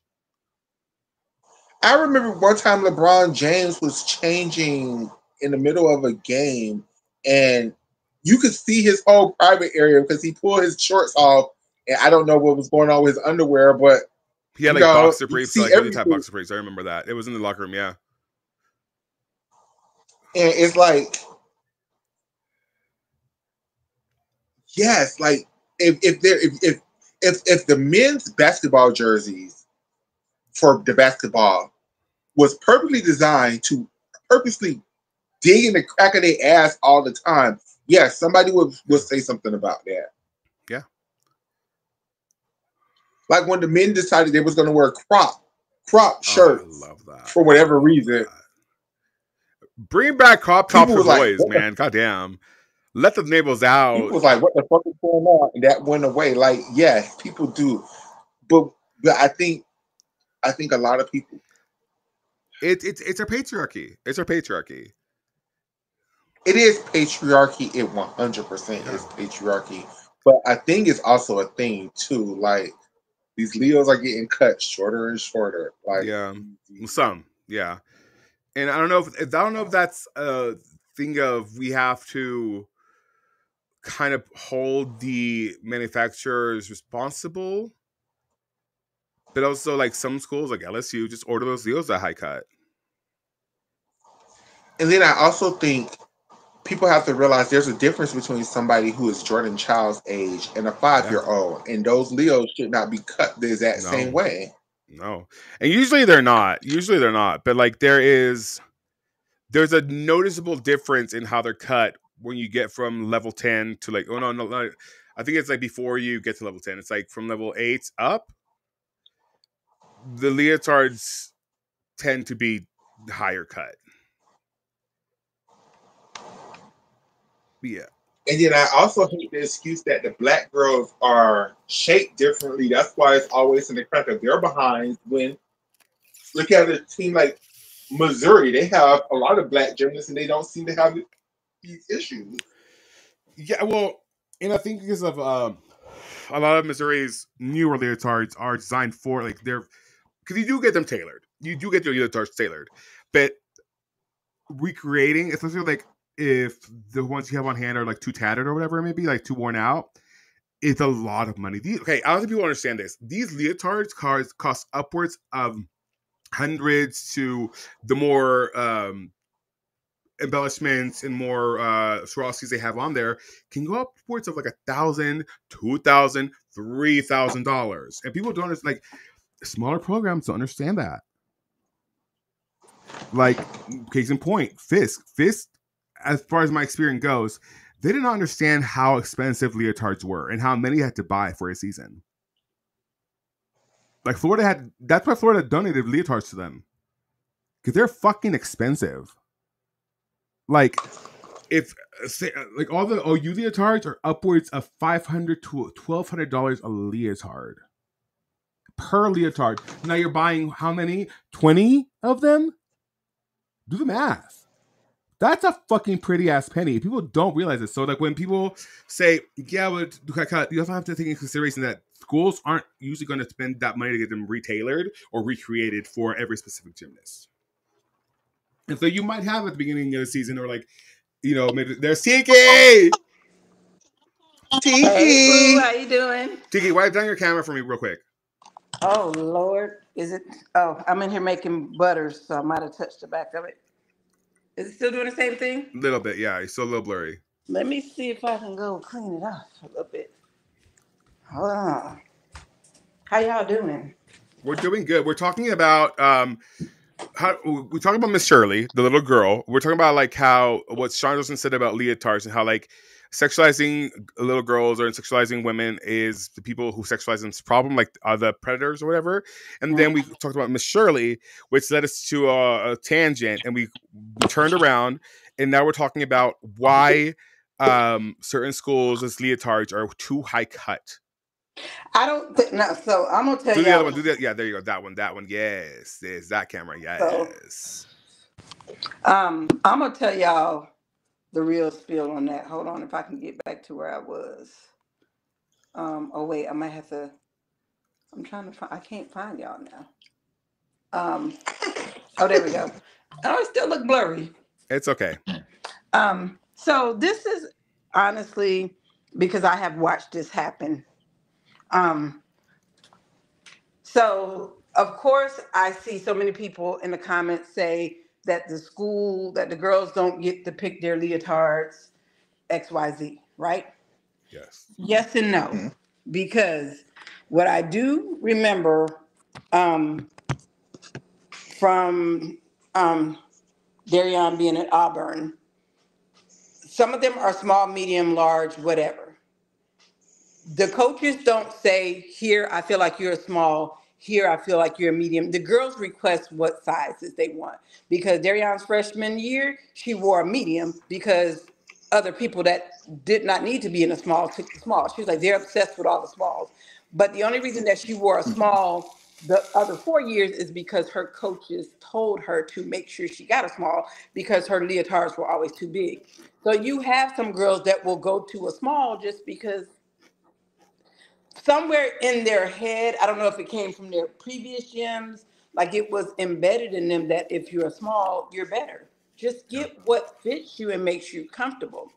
Now, if you pay attention, if you know how these Leos are, you can tell the girls that hike theirs up and fold them in the back. So that's not always a leotard. Sometimes that's just the preference of the girls, and that's how they want them to look. Because, baby, I will tell you, Darian wasn't scared to show a cheek or two on TV, and she would she would pull it up, baby. What? So To this day, what? I told you what she told me, Adex. She said she couldn't wait to get on TV on WWE. She told my girl, I can't wait to show these little cheeks on national TV. So I mean, she's well on her way. She already so, did it. exactly. She looks so. Oh my god, that whole interaction with like the little skits, Hmm. dead, Yeah. dead. And you know what? It caught a few people off guard because people like, oh my God, Darian is cussing. I was like, Darian is 25. They're like, did you know she cussed? And I'm like, I write most of her promos with the cuss words in them. Yes, I Yeah, know. she's not afraid to cuss. No, she's been waiting her whole life for this moment. So back to the topic. So from what I understand, also when they have these legacy Leos or hand-me-down Leos, Mhm. oftentimes you don't want to spend the money to get them tailored again, right? Or recreated. I mean, most schools have the money. And they just, what I, now, not every school is created equal because I've known some girls that were at certain schools and they got 3 or 4 Leos for the season. Auburn had 12. And then they also had, it just depends on where you are and how much money that they have to invest in that type of thing. And a Yeah. lot of those Leos, like, look what Florida did.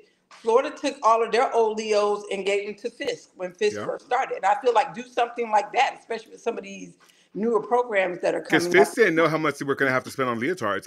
When I got asked like to design them or whatever, or Mhm. did that, like they didn't Mhm. know they were like how many had to buy, how many had to buy Right. for the team, and how much they cost. And how it's, yeah, Frankie had no idea what none of that was. No, You're no, absolutely correct.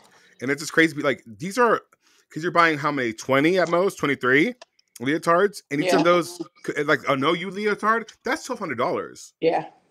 times 20 times 23. Yeah. That's a mortgage. Like And it's if you're insane. But if you're putting money back into the program, because I know like with the SEC schools, each school gets a portion of what the SEC network makes. They Yeah. give each school that money back. So if you're smart and then you put the money back into your schools, but then also the most gymnastics teams are bringing in the revenue. Like Auburn was sold out for how many years? OU, I'm sure, is sold out. So they're bringing in as many tickets as basketball or Yeah. stuff like that. So So how do we know anything about the settlement yet? the last thing that we were told is that they were supposed to have everything done by April, and we're almost in June. So yeah, no. But she's gonna get a pretty penny, right? I imagine. I don't think the girls are going to get as much as the football players, and that's what the issue was. That That's what Livy said before. yeah, Like, and that's yeah, why she was upset. Like yeah. they stand to, I think from what my calculations, it's only like about $3,000 for the girls. Oh wow, It's that's not a lot for the girls. And most of them, most of the ones that are going to get paid the most were the basketball players or the football players, mostly who didn't get a chance to be on the game system. Oh, the So Matt so there was like Madden or three whatever. different settlements, and it just depends on which one. Like Darian could put in for two, and not like they'll ask you, were you a football player or a basketball player? So it just She depends. was But the first national champion for Auburn's they don't gymnastics care nothing. program. They don't care nothing about it. She still don't even have a banner in the gym. What do you mean? oh Yeah, wow. but there was there's a banner in there for when the girls made it to the Final Four. There's a banner in there for the girl whose her father. is something on the basketball team, but she was part of whatever that little show was with the dude that passed out the roses. She has a banner in there for being on that. And Sunita has one too, right? No, she doesn't. Oh, So the last thing that I heard from Jeff, because there's a lot of people, I wasn't silent about that because you know me, if I feel like something, I'm gonna say it, and I'm gonna put, I'm saying it with my whole chest, and I'm putting my face to it. And right. I talked to the athletic director at one point when we got a new one, and she said to me, "But to be fair, none of the other athletes that won a national championship from in gymnastics has a banner either." I was like, "No, because there hasn't been another one. She was the first, and at the time, she was the only. So no, there wouldn't be one." So they didn't plan on doing anything. Jeff told me when Darian graduated, because we had a conversation about it. He said his plan was to purchase banners for Darian and Suni and invite them back. It was supposed to be this year. He said in 2 years, and present them with it on senior night. But I don't see Darian going back to a senior night. She don't feel valued. She don't feel like they appreciated her. So I don't see her going back to a senior night. If she does, I'd be surprised. Right. But that was his plan. He was gonna purchase them one. He was like, and he was just like, I can let her know. I was like, if it's gonna be a secret, be a secret. But it didn't happen. So I'm glad I didn't tell her because, that's not what happened. Yeah, not But at I all. mean, at the end of the day, what I will say is that David and Laura took it upon themselves to purchase her one, and it's hanging in Lakewood Ranch Gymnastics gym. She has her first national title holder at Auburn. She has that banner at at Lakewood Ranch Gymnastics. And that's special. Michaela, where you at? I'm here. I'm here. Oh, you were sewing. Is that DJ in Yes. the background? Yeah, GJ Adex. Hi, DJ. Hi. Yes, yes, yes. Slay. Y'all got me Okay. dancing after a surgery. It's crazy. What did he say? He said you have him dancing after surgery is crazy. Let me tell you. I'm an inspiration to all. No, so speaking of Tiki, Yeah, of Tiki, what do you think about the Miss Shirley girl and the 3-year-old and her being on Jennifer Hudson? Do you know that I story? do, and I've been watching her. Because it ties back into what we're talking about. Because at first we were like, because Sean Johnson did an interview, well, her podcast with her husband, and they were asking her about the the Leos or sexualization whatever, of athletes and leotards and whatnot. Mhm. So, and she said that it's on the people because they shouldn't be sexualizing the girls, right, right? And I agree, I 100% agree with that. But then it hits me that girl, little Shirley, in the back of my mind, right? And I need to see as my that. grown 43-year-old self, I don't think that little girl is doing nothing right. wrong. But I absolutely think it's something wrong for the Jennifer Hudson show to put that camera directly on It that was, baby's yes. Now behind. that was my issue too, Michaela, because there should have been another angle. And somebody said, well, they had other clips that they didn't show. I mean, I'm sure y'all edited. And you're right. It's other people that sexualize that, and it's sad for women that we have to teach our daughters to cover up and to do this and to do that, when in all honesty we should teach them modesty, but what we should also be doing is teaching our boys to be respectful, because That nobody's part. having a conversation with the guys to be respectful of the females. And and people say, well, women should be able to wear what they want to wear, and this generation is just, they outlandish, baby. They leave Some of nothing those to the prom dresses. they leave nothing to the imagination. I'm all for celebrating And what I beauty. say, Tiki, and what I say is, you can wear what you want to wear in your house, but once you have put it on public, Right. now you putting yourself You're putting for yourself other on people to do it. display. Exactly. Correct. I wouldn't do that. Like, these, I literally see girls outside with their men with these shorts on, with their cheeks hanging out, and that is just not even I just could never disrespect myself like that. Now, I won't say that if I were in better shape and had a body, that I wouldn't do the same. because when I was skinnier, I like wearing short shorts. I have great legs, Mm. but it gets to a point where like some of these short shorts that some guys are wearing, I'm like, where I can see your religion. Right. Right. And it goes for guys that, well, actually, during high school, because one of my friends got in trouble for wearing short shorts, or what they said it was short, like it was like they were higher than a dollar's width, right? Mm. So the next day, when I was a lot skinnier, I wore just my boxers to school. No one said a thing to me the entire day. Wow. And so until my last period, and I was like, I asked the teacher, I was like, "You're not gonna say anything about my?" No one said anything about what I'm wearing. It's like, why would we? I'm like, I'm wearing boxers. She goes, what? I'm like, yeah, that was the whole point. The entire day, no one said anything to me. Right. I did a whole choir rehearsal. No one said anything to me. And like, I was like, they were short. Mm. I look good, but they were short, and no one said a word to me. And so it just shows the double standard that there is Right. between how you police boys and how you police girls. And I think that Right. is a cultural, like, society-wide thing. Right.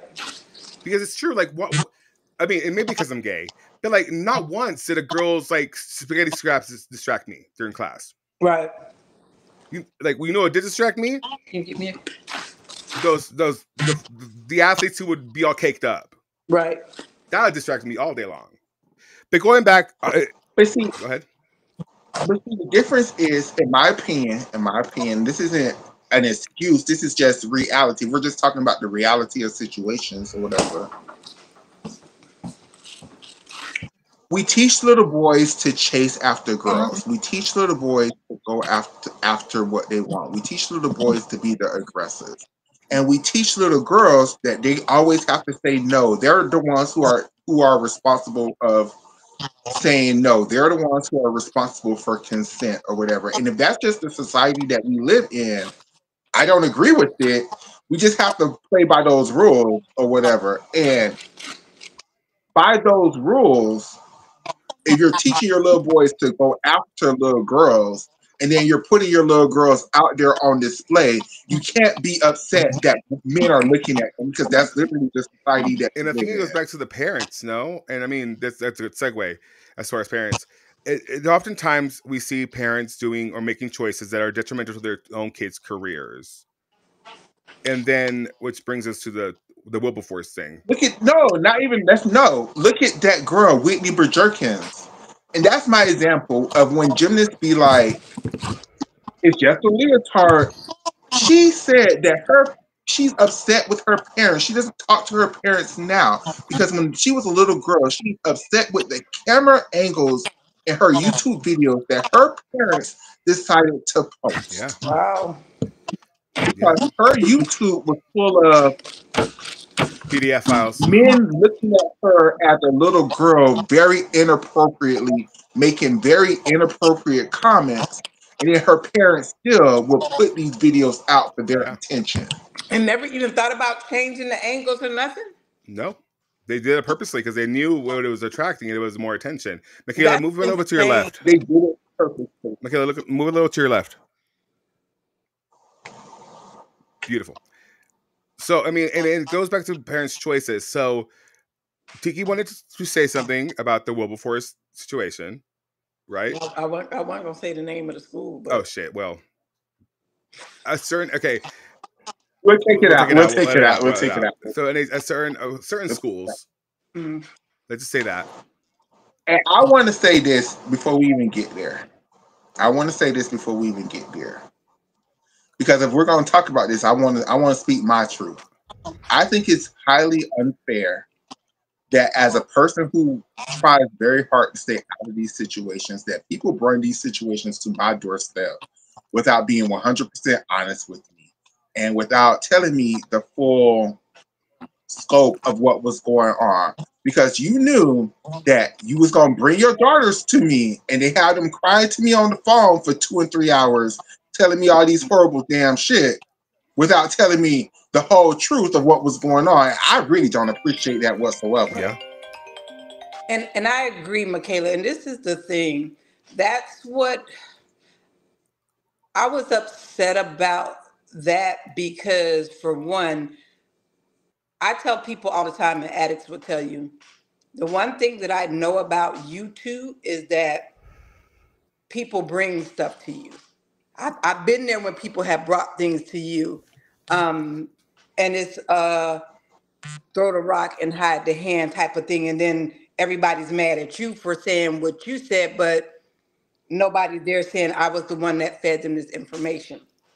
So when I saw it, that's why I was like, I knew what was going on. And there's things that I won't put out there.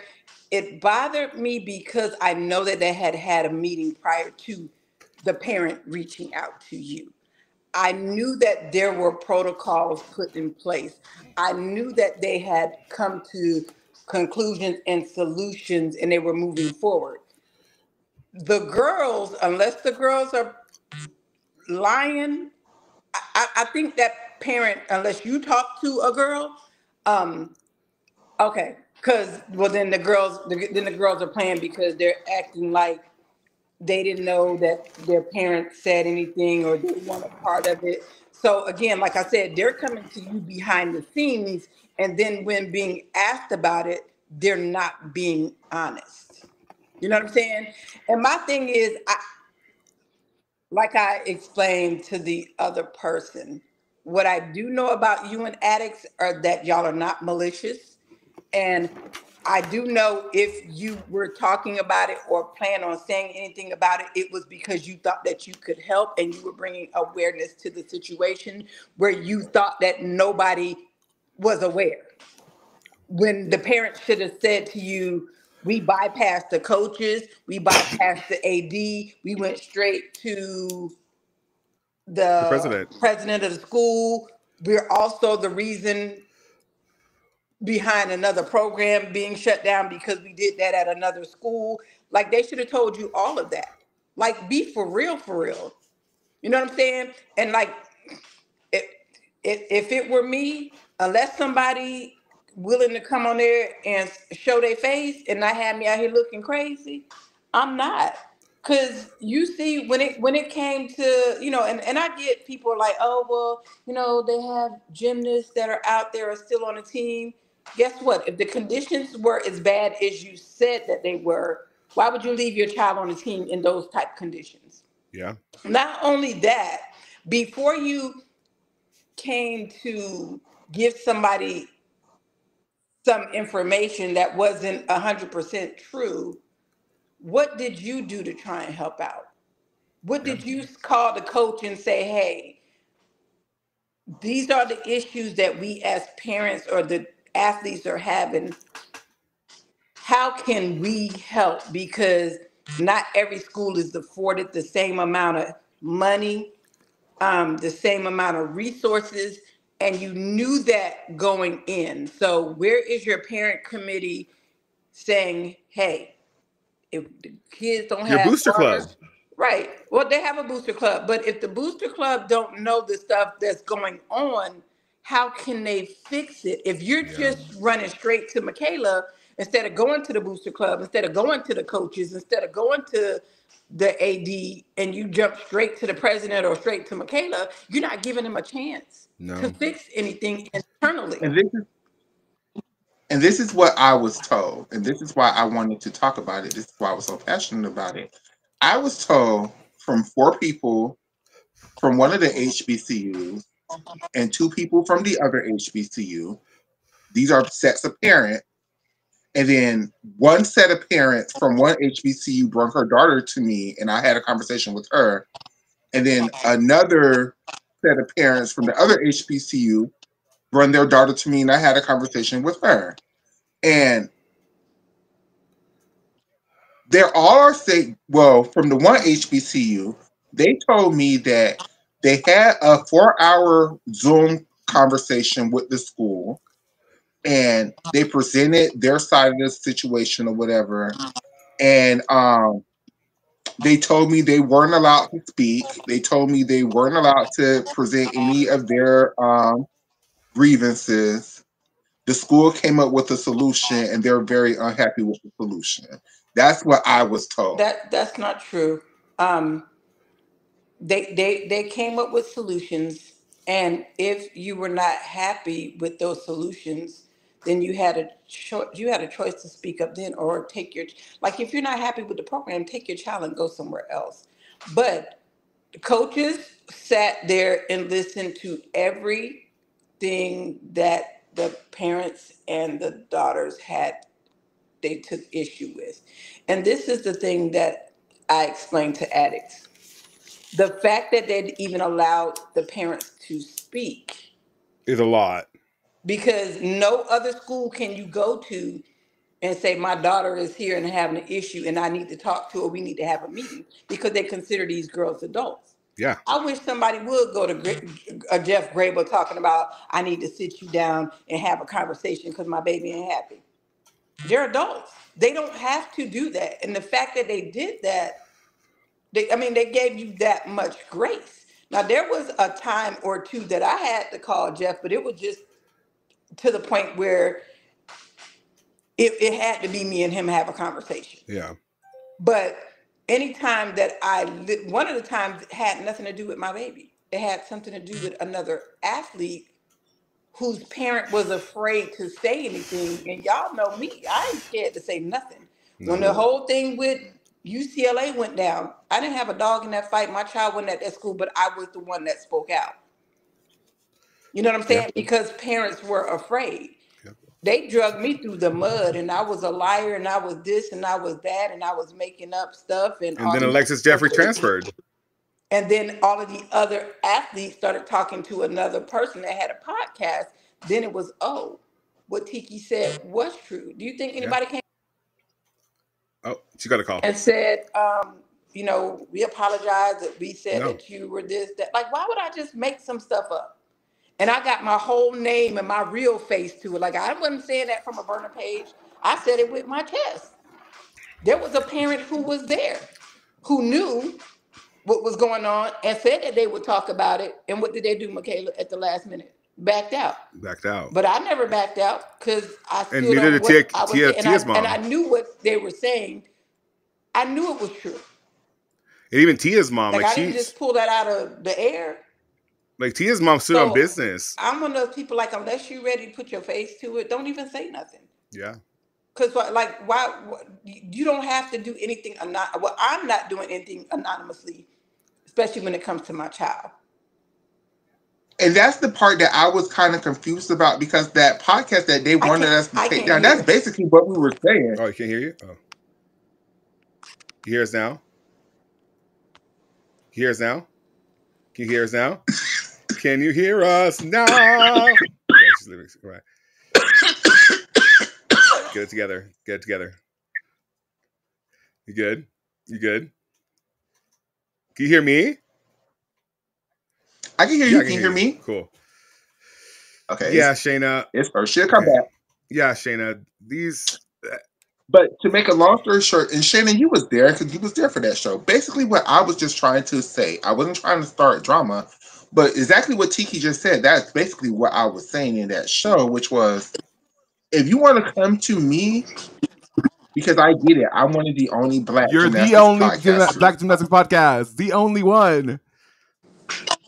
If you want to come to me with some shit, you gonna have to put your face on the camera. If you ain't willing to put your face on the camera, I'm not gonna talk about it. It's like, because it's just, that's just because we've been drugged to the mud. I mean, when we did the fist thing, people talked until, like, Leia left the team. And so speaking of, like, sometimes the conditions are what they seem like. When fist started, these girls had, like, mold in their dorms. Do you mind telling the story about, like, the meal prep? That was it Leia that got her meals prep because they didn't have a. I think a lot of them had meal preps done. But, like, see, when she showed back up, it was spoiled, right? Because they didn't. Nobody. Oh, you mean when nobody called her to let her know that her stuff was there and it had been sitting downstairs for a long time? Yeah. But then too, that goes back to either the athlete or the parent, because let me tell you something. If I'm sending something to Darian, I'm tracking it. Yeah. Even right now, she's 25. If I send her something to Amazon, I'm like, it's out for delivery today. Like, that's not the school's responsibility Yeah. to keep up with. At some point, you have to be accountable for your actions. And I feel like some of these people expect way too much out of the schools. Yeah. Because they're not gonna baby you. It's like something that Darion. Well, you told me that Darion said will always stick with me. The fact that she knew that it was transactional. She knew that she was there for a job, and that was it. It was a job for her. Yeah. That everything I did was transactional.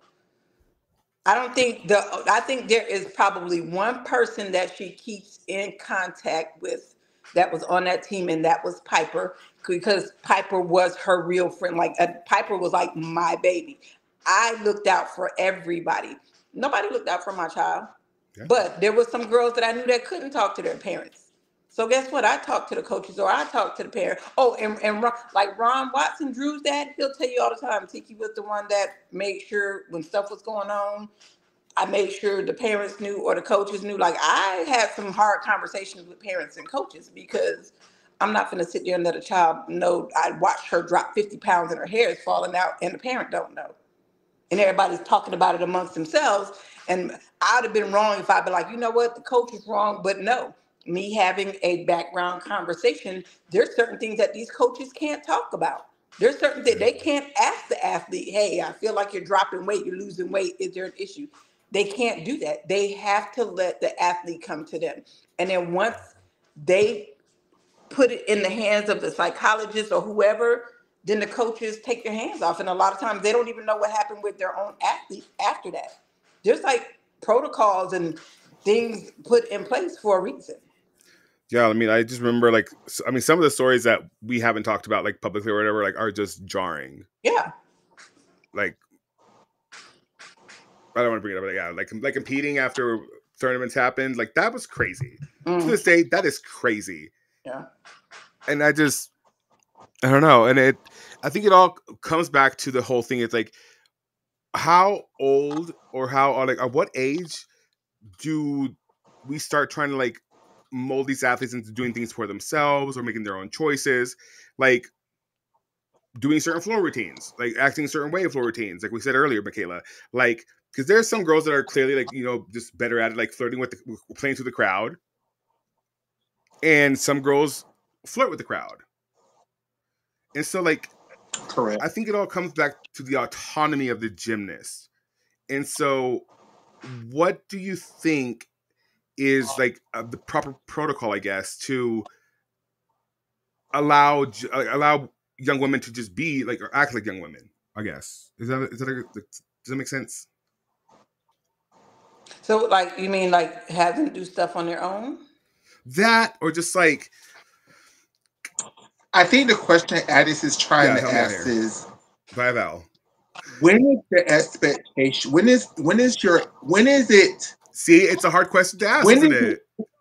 No, it's not a hard question to ask. I'm just not trying to be rude when I'm asking saying, it. If I want to, when is it okay to be like, okay, girl, you're 18 years old. Like, pick something, do something. What do you want to wear? Like, when is it? When do we start looking at these girls instead of as girls, but as women who are in college doing gymnastics? And I think that goes back to one of the things I keep talking about, how one of the things I feel like is wrong with elite, well, at least the NCAA is it's too little girl, like it's too kiddie. Like, these girls are women, right? The NCAA should look more like Olivia Dunn, but it looks a lot like Leanne Wong and wearing hair bows. And like, no, y'all aren't five. Yes, y'all not five. Y'all are teenagers, adult teenagers. Like, do things adult teenagers would do. Like, what Olivia Dunn is doing is normal for a girl her age. To show off like, her body and be on Sports Illustrated and whatnot. I mean, she was doing that before she got to college. Okay, so I'm glad you asked that question, because, again, a lot of people that I have seen or heard say, why do the parents have something to say, or why do the parents back the gymnast, and these are adults? I'm going to tell you why. Because Darion is 25, but guess what? I will be her parent Yeah. until she dies. So nobody gets to tell me when to stop stepping in when it comes to my baby. Nobody tells me when I can and cannot say anything about something that bothers me, or if you come for my Yeah. baby, I'm gonna sit back and just let her take that. No, because you come for my baby, I'm coming for you. And the one thing that my father-in-law always said to me is, you don't stop being a parent until one of you dies. Yeah. So I will always back my child. She knows that if she calls me, I'm coming. A lot of times if somebody says something, I've learned to ignore it now. But you ain't gonna just be disrespectful, Yeah. cause then I'm going what Then I'm I'll gonna get say something. disrespectful. Listen, I'm gonna say something, and then don't let her siblings, like, don't let DJ say it, see it, because DJ gonna have a whole. You gonna be mad at DJ. The one person that I try and keep out of the mix is De'Erica, because De'Erica Here, we'll say some shit what? De'Erica will shut it. We had to shut it down and have to take down. the whole post down. You know what I'm saying? But unless you have been a parent, and even the parents that feel like I'm gonna push her out there, because I've dealt with some girls who they're just like, Miss Tiki, my mom doesn't support me the way you support me or the way that you support Darian. My mom, They she put does them like, out there, and these girls are lost. And because they're 25 doesn't mean anything. That doesn't mean you can't step in and help your child make a decision. Yes, if Darian will do it on her own, but I know everything, that there is nothing that goes on that I do not know. yeah. Now I let her make her own decisions, but if she come to me, yeah, I'm gonna say something, And I think like, because she is mine, and can't nobody tell me when there is an age. And I'm probably like that too, because I grew up in a household where I felt like I was not protected enough yeah. I was about to say like, by I don't. my mother. My So I mom learned doesn't everything. interfere with like gym internet stuff. She's never like, she just, and she has Twitter. My mom has Twitter, but she just doesn't really like. She'll like a post, but like that's as far as she goes. Like she's not gonna put herself out there trying to like defend me or anything like that, because she knows like I'm a grown ass man. Like, you know, some shit I just have to face on my own. And you know, she's always gonna be there for me. She always like has my back in like real life. But as far as if any of this like gymnastic stuff, she couldn't care less. Yeah. Like, Oh, for me, it's hell or jail behind mine, and some other yeah, people's too. And you know, Adex, you know, I'm the same way about my circle of friends. You know, if yeah, somebody you says are, something about you or Michaela or whatever, yeah, I'm going to bat for y'all, because I know a side of y'all that most people don't. yeah. You know what I'm saying? I know the person and not just the podcast or the Twitter post or whatever. And that's how come I will call you at 2 o'clock in the morning, be like, Addicts, yeah, take that down, because I don't like the way you're being portrayed. And this Yeah. person is having you say this when they could have said it, but they don't want the world mad at them, but they'll be okay with letting them be mad and drag you. Like me having to call Michaela like on private because she blocked my phone number like 80 times. Swear to God, I called her like, how many times did I call you? Like 5 times. It's And I'm she like, just who's kept calling me ignoring on it. the I'm like, phone? answer the phone. No, but I mean, yeah, it just comes down to autonomy and like Shayna said, like Shayna, one of the commenters said, age appropriateness. And the thing is, like, I think we as a gym internet need to take a step back and realize that these like, I guess, expectations and just, you know, I guess thoughts and the feelings we have towards gymnasts for the most part need to be reevaluated. Right, And the whole parasocial nature of these relationships that people think they have with gymnasts, like it's weird. right. Case in point, Sky Slaley or whatever that use your Michaela. Did you hear about what he did? No, The what's happening? weekend before nationals, or the week before nationals, he messages Sky Blakely a bar routine because he said he thought the hers was ineffective and like and whatever. Messages her. She says thanks, but you know, no, it's a week before nationals. I can't really do that. And so he then posts a poll and sends her the results of the poll, saying that she should change it. And that sort of thing is the sort of thing that I'm just like, that is psycho. Yeah. Okay, but see, okay, I'm not defending it. I'm not. I don't know what I'm going to say right now, but I just have to say it. Too many people have too many weird relationships with Oh, these gymnasts, and absolutely. I don't know. And it's I relationships don't in their know. head because they really don't have relationships with them. Correct. It's like Hell, I'll keep it a buck with you. When that whole rumor about Conor McClain and Hesley Rivera having that car accident in the parking lot, that was Conor McClain who said that to the person to see if he would spill more of her secrets.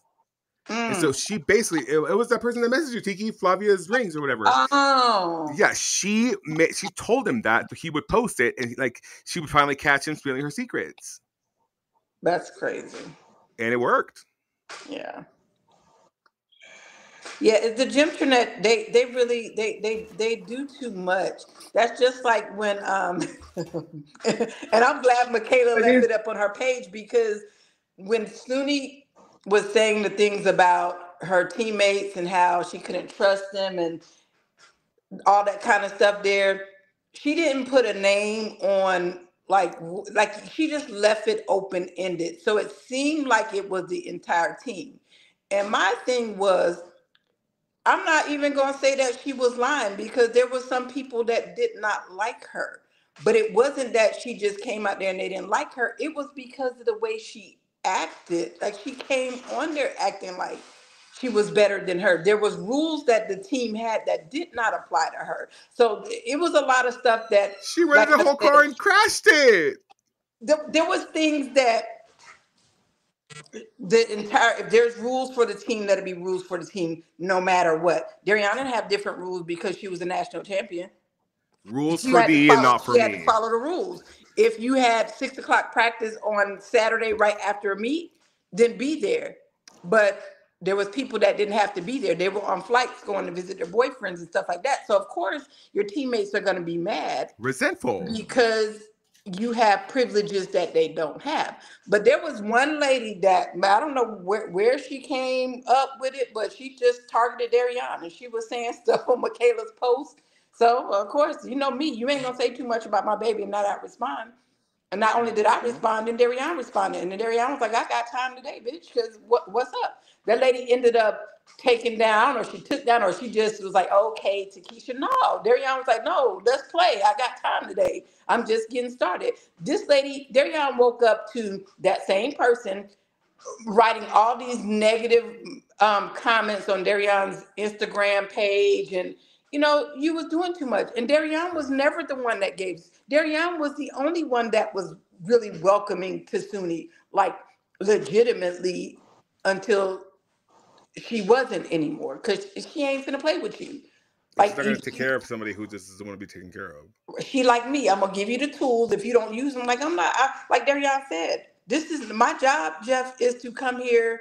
And when I signed my NLI, it said I was coming here to do gymnastics. It didn't say I have to be friends with my teammates. It said these are the things that I agreed to, and these are the things that I'm going to do.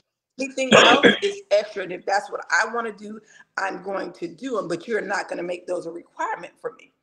Yeah, So, and but the she was thing is, never nasty to her. But people just took that and ran with it because she it wanted was to make herself the open. victim. I mean, and I get it. It was a comeback story for the Olympics, and you didn't know if you were going to make the team or not. So if you didn't, then this is why, because you had all this stuff. I I'm understood gonna the tell you, I'm gonna assignment. keep it a buck with you. The only reason she made that team was because everybody got hurt. Now she performed well at the Olympics, but I mean, I think Suni would have made the team. I don't think she would have did the all You think she around. would have made it over Sky? I think Sky would have made the team. I think Suni would You have think made she would it have made it over over. Over Shalise? Over Shalise? no, Sally's was number You think she 2. No, would have I made it think over the other girl from Florida? That And that that Kayla Kayla Delcella, DeCella, oh she probably would have made no, it. Kayla She DeCella probably was would have scoring made it. 55s, Kayla, girl. Kayla was on. It was her On. season. Yeah, Kayla was on her stuff. That's She yes. was. Yeah. Like she took a semester She, off to go train with Kelly Hill. Right. So my she, thing is like not, and I'm not even talking about just because this is who you are and you were on the team previously. I mean, if they were holding her to the same standard that they were holding Gabby to, and your skills were the only things that were going to get you on this team, and it went by numbers only. You still think so, No, Michaela? she wouldn't have made Because it. I don't. And She she's wouldn't an have. amazing gymnast. But during that time, I don't think she was on her A game, and she was She couldn't not put her her grips best on person. because her hands were so swollen. I would have not taken that. If I was Chelsea Memo, I would have not taken that risk. She's so But silly. everybody else got hurt. Right, right.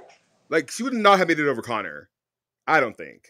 No, I forgot about Connor Connor. was I already forgot hurt. about Connor. So there was at least 3 people that were, to me, in I line mean, before her. if everybody who was possibly, yes, no, I Right, and don't think Sumi was that's what we're there, but talking about. Like, if everybody was healthy, then realistically, and not because I'm a fan or I love her or because her story was sad and because she came back from this disease, there's plenty of athletes that came back from injury.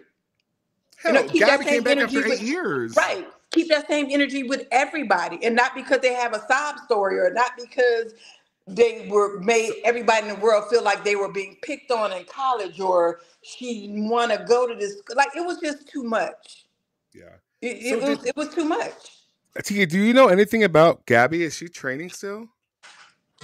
So the was I the only one that saw the story about the people that were praying for one of the athletes that got injured recently? What happened?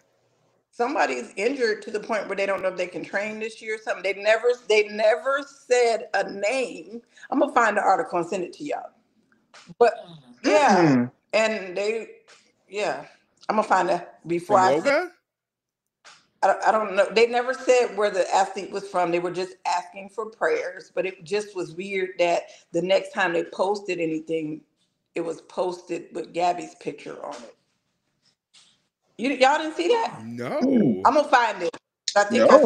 I sent it to somebody, so I'm gonna find it and send it to you. It's, some things are very hush hush, Yeah. and like when I wake up in the middle of the night, is when I see most things. But I'm gonna find it and send it to you. Nisha said, y'all wrong. I didn't get the notification.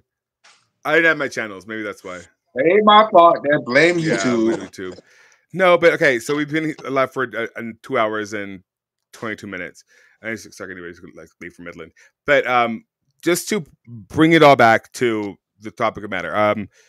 Ultimately, I think the gym tournament at large needs to understand that it is. Nisha said hi, Tiki.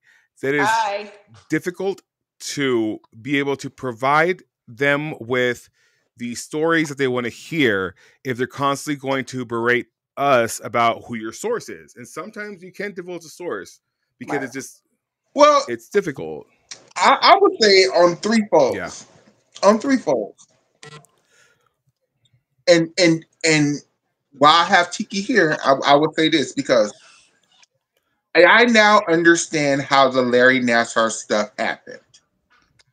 I now completely understand how the Larry Nassar stuff happened more than I think most people do.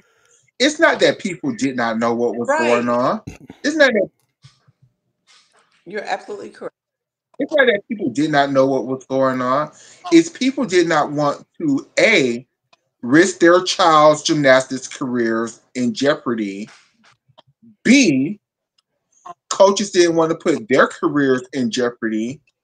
And C, the media didn't want to put their career in jeopardy because D, nobody wanted to say what actually happened. Everybody probably was talking about it in circles. Everybody probably knew what was going on. Everybody probably was behind the scenes saying, watch out for this person, don't go here, don't go here, don't be in the room with this person by themselves. But when it was time to actually speak on the issue, it wasn't until 2006 when the floodgates opened that everybody then felt like, okay, well, if they're speaking on it, now I guess I can speak on it I mean, too. that happened at MSU. And Remember, MSU, like the girls went to their coach, and the coach just hit it. Like, and at this point, I feel like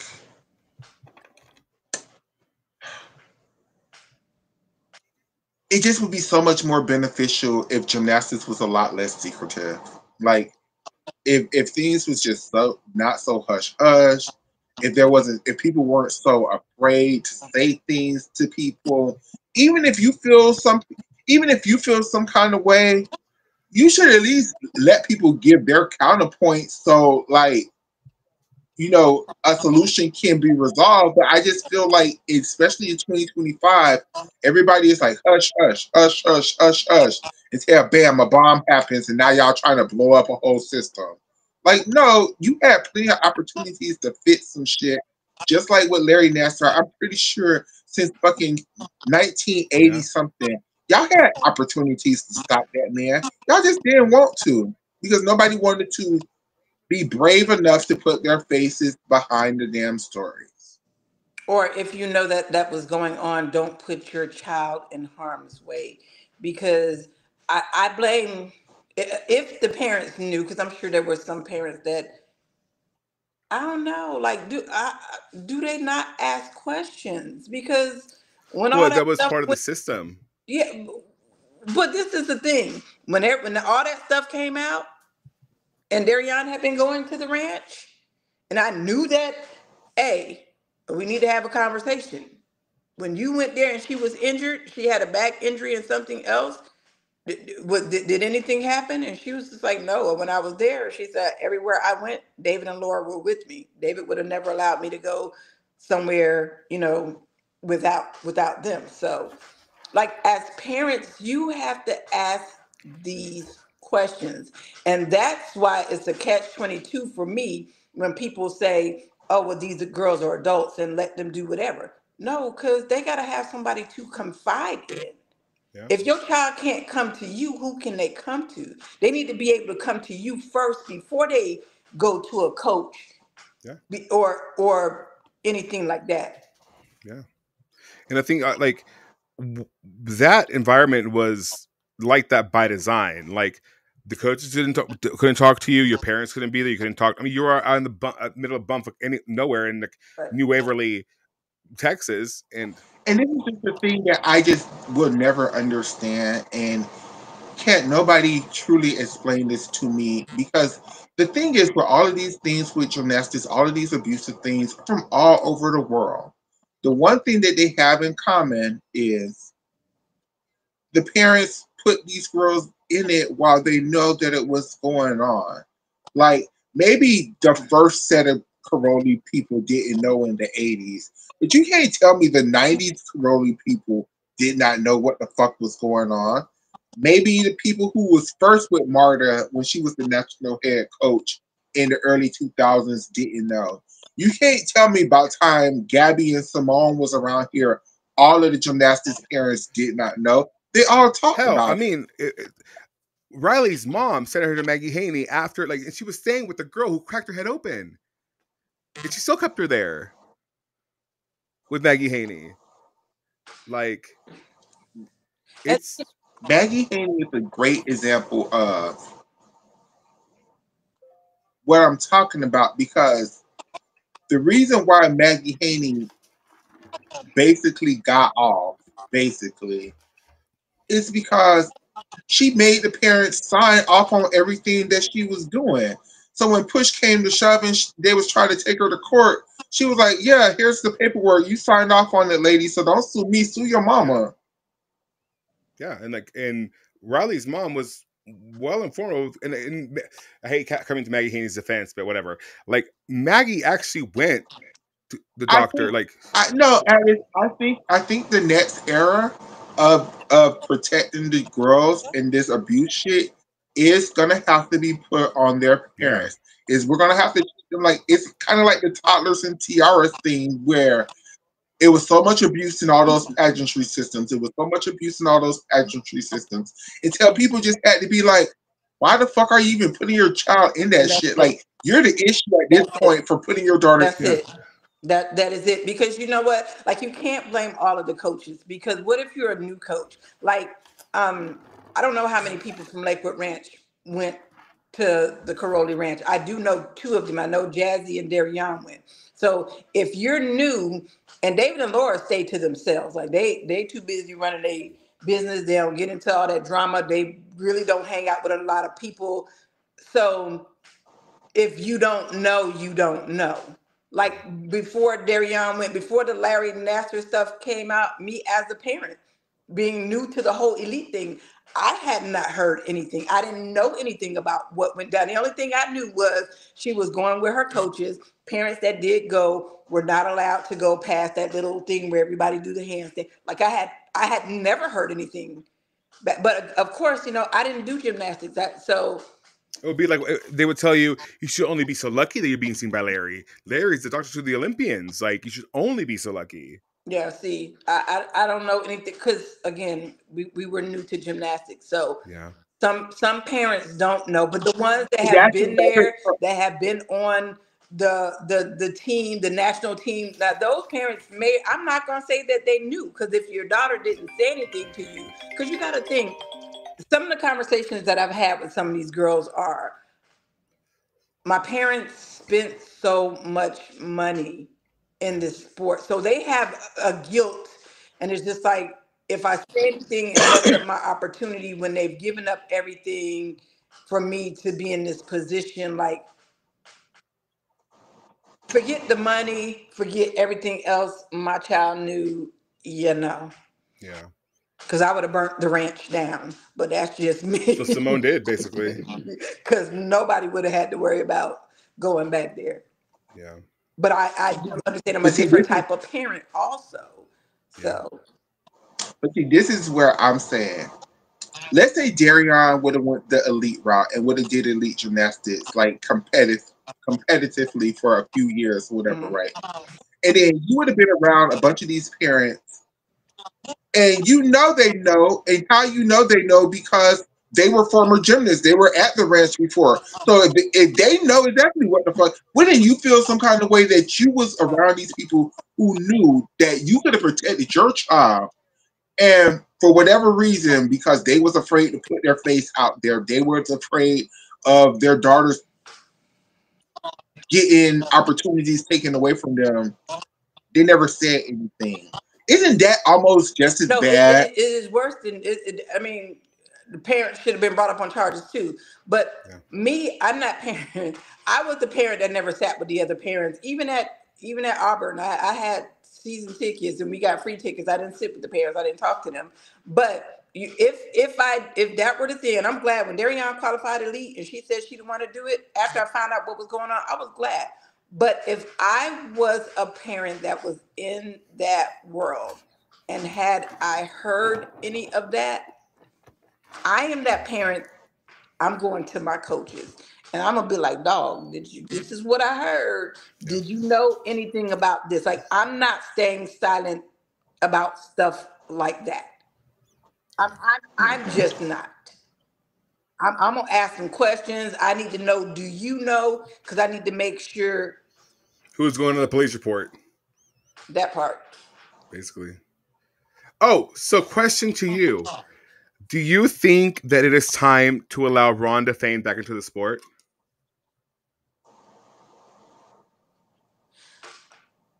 I mean, if Maggie can come back.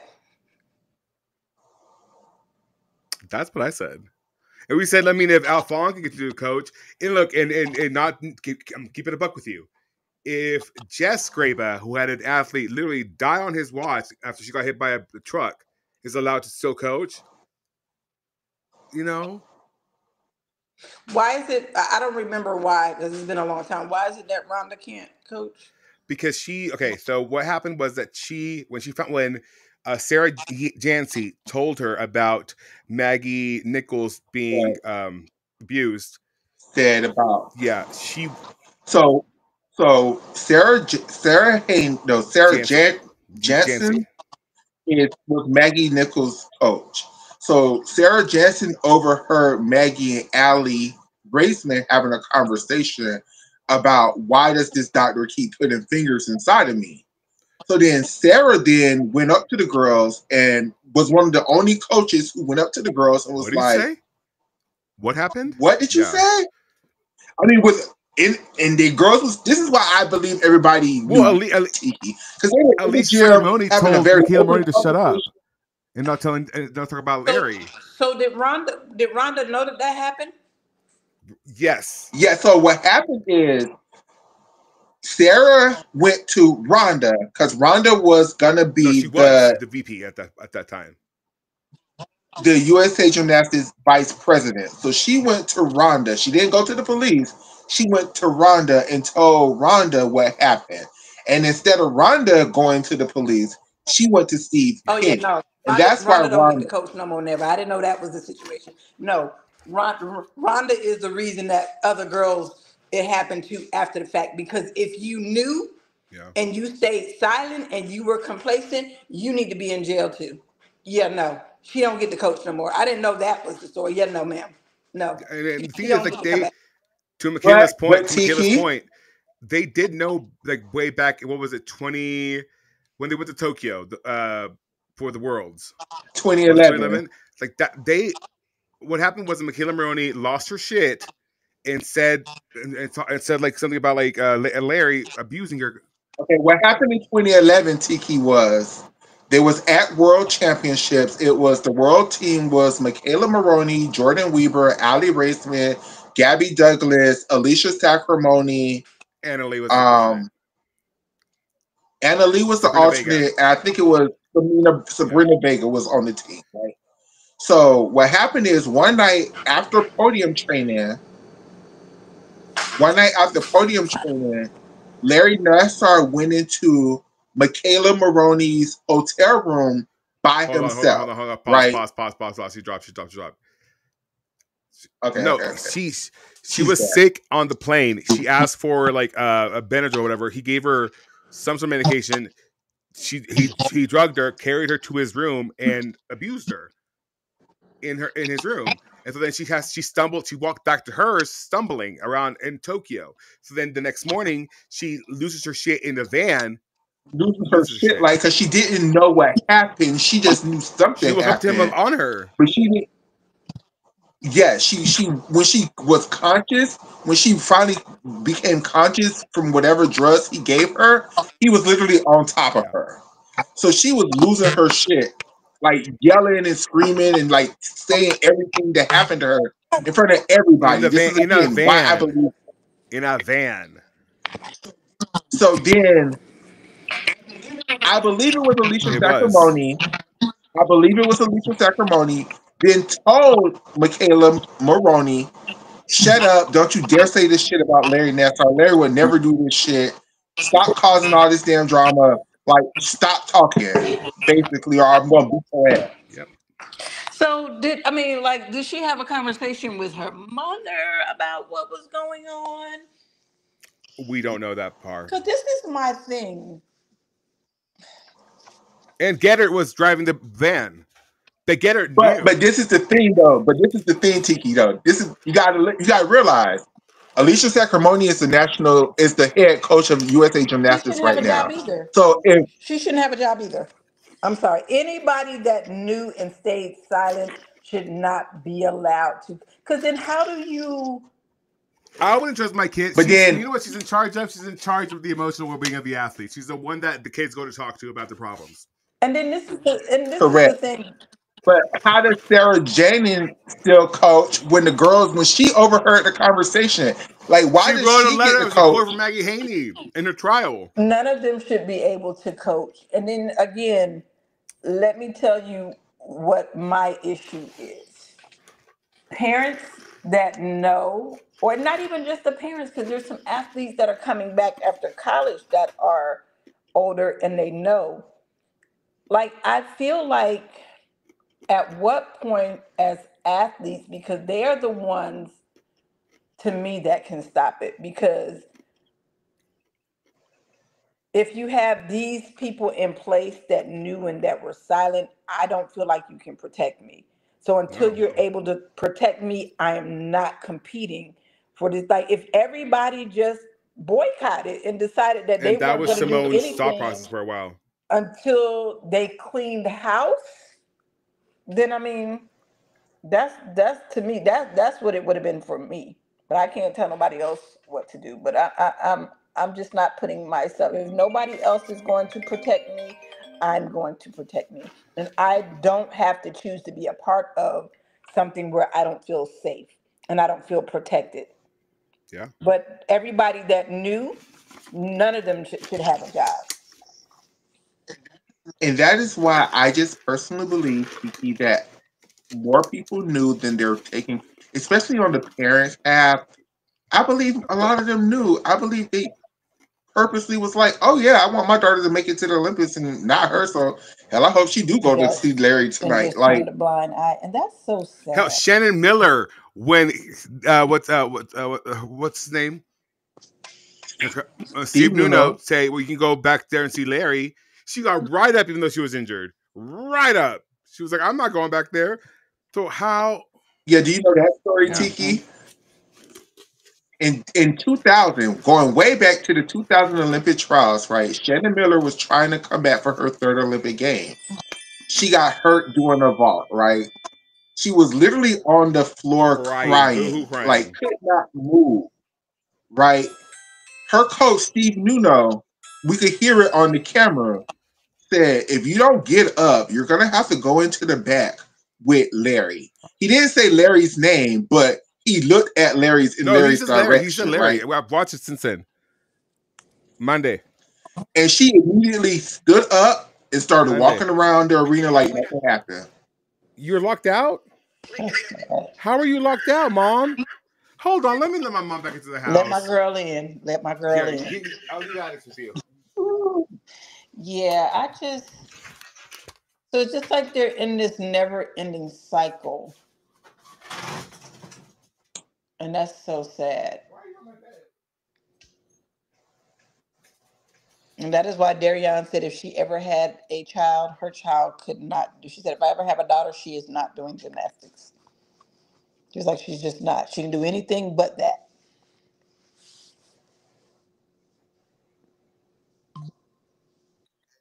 At this point, it's so many people that just should not be allowed to be in this sport that is in. Like even Betty Okino, like I love Betty Okino so much, but how is she now the national head coach when she was trained by Marta and Bella? Like she was literally like, does that make sense? How like you're literally hiring an athlete that was coached by the greatest abusers in USA Gymnastics to now? Yeah, there's just so much that I feel like they need to unlearn. The, all of those people should have to go through therapy, and even therapy may not be enough. Jesus. Hold on, I'm almost back. Okay, I'm back. Okay. Hold on. I don't have my headphones on. Okay. What happened? I was telling Tiki how I don't feel like how Betty Okino should have her position in USA Gymnastics when she was literally coached by Marta and Bella. So how can she now What happened? be expected to coach any different than the people who coached her? And you're right, Michaela, because I've talked to coaches that have done things that I was just like, to me, it was questionable. And, most parents wouldn't say anything, but I would, even if it was not my child. And I mean, how much is their, little girl worth? and their response would be, well, that's how I was coached. I've even had to tell a guy, you're a guy, so men aren't going to be coached the same way girls are. No. And I told one coach, I was like, the thing that scares me, he's so silly, the thing that scares It's me seeds. is that you're setting them up to be abused or accept abuse in relationships Yeah. after gymnastics Yeah. because they think that this is normal. I And then got the one, 3,000 seeds. or what kind of seeds are those? Creeping red thyme. Oh, I don't know what those are, but So I have a huge project in front of me. So I'm going to Midland today to work for the week. So, because, with Hillary, and she pays really well. So then can you wait? I'm going to till my backyard. It's going to rain, I think, next week. And so I'm going to till it with one of those big machine tillers. Like I'm like some straight man or something. And then I'm going to plant these to make my backyard prettier because I've been wanting to do that for the longest time. So okay. a weekend warrior. Okay. What time do you have to leave for middle I at don't know. Adex? Hillary, I was getting her AC fixed from 12 to 5, and then she was going to be on her way after that. So might be going like, if it takes 2.5 hours to get from Midland to Plainview. So anywhere like in the next, like, I don't know, 6 hours. I already have my clothes and everything ready. Yeah. Anyway, sorry for interrupting. Go ahead. But yeah, and then you know what? Also, I see people say that bothers me with these gymternet people, the ones that say, nobody should complain about how they speak about these gymnasts or women's sports because nobody complains when they say the same thing about men's sport, and it's like it's not the same. No. It's absolutely not the same, and I don't know. It's just difficult to kind of reconcile the fact that, yes, this is a sport, but also these are impressionable young women who like see everything you say. And oftentimes, as fans of the sport, we become fans of these women when they are. You were in Waco to Waco. Oh, Waco's kind of close to Midland, I guess. But yeah, no, and it's hard to think of the fact that we become fans of these girls when they're young, when they're junior gymnasts, and so it's hard, one, to infantilize the gymnasts, and two, accept the fact that they're grown ass women at this point. Right. And going back to a comment Shannon said way earlier, it's just the way people are fans of people in general. Like people are crazed Yes. when like the Swifties and the Beehive and the Barbs, and it's just the way that the people are like they feel like in order for me to be a fan of a certain person, I have to belittle any person that I see as a Right. competition to the person that I like. When I grew up in the 90s, Brandy and Monica was beefing, but I still bought both of their Exactly. CDs when both of them Exactly. came out. Just because they disliked each other, that didn't have nothing to do with me. Like, Yeah. People don't know how to separate that kind of Well, thing. like Whitney and Mariah. I bought every Same. single Whitney Houston album, every single Mariah Carey Same. album. Like, and it's just, and I think you never see them talk about that way about men. Like, you never put Justin Bieber up against Chris Brown. they used to, Yeah. but I think, especially with like the black community, at least after the Biggie and Tupac thing happened, they really tried to. When they saw it getting to that level, they would try to squash it. But when it comes to women, they're still very entertained by it, and they still let it fester until hell, I don't know. The fans hate each other. I don't know. Until Brittany It's loses going her to take a mind tragedy. and ends up on a 5150 hold. Hi, Klaus. Yeah, I don't know. So, yeah, okay. So we've been live for almost 3 hours. What do we do? Because I'm hungry. You know me. Again, even though I did at the Yeah, we beginning. can go. I need to go to sleep because I still have to go to work in a little bit. So let's final thoughts. Final thought is so far, Elite Gymnastics has been great. Y'all need to get in. Y'all NCAA fans who missed the NCAA season, get into Elite Gymnastics. We have European Championships coming up. That's going to be awesome. The Italians are going to show up and show out. For the next 3 days, we still have Chinese Nationals, and I'll be live at 2 a.m. We still have Chinese Nationals. It's not fair the way society is towards women, but y'all choose to accept these social standards. So, I mean, you can't have it both ways. If you're gonna raise your little boys to chase after every piece of tail that's walking by, you can't be mad when they're chasing after your daughters. It's just you're gonna have to pick a struggle. Like either start teaching your boys to respect women. No means no. Just because a woman is twerking, that don't mean you have to go off and sexualize her. It's just a dance. And until we start teaching our little boys these things, we are gonna have to start protecting our little women and start teaching them like, I'm sorry, baby, but if you don't want them to look at you, you can't do this. Besides, I'd rather those men look at me. Tiki, any final thoughts? I'm trying to get married. I know. No, and my only thing is, like I said, if you have complaints about coaches, programs, or whatever, follow your chain of command. Um, The processes are there for a reason. right, and try and solve it internally.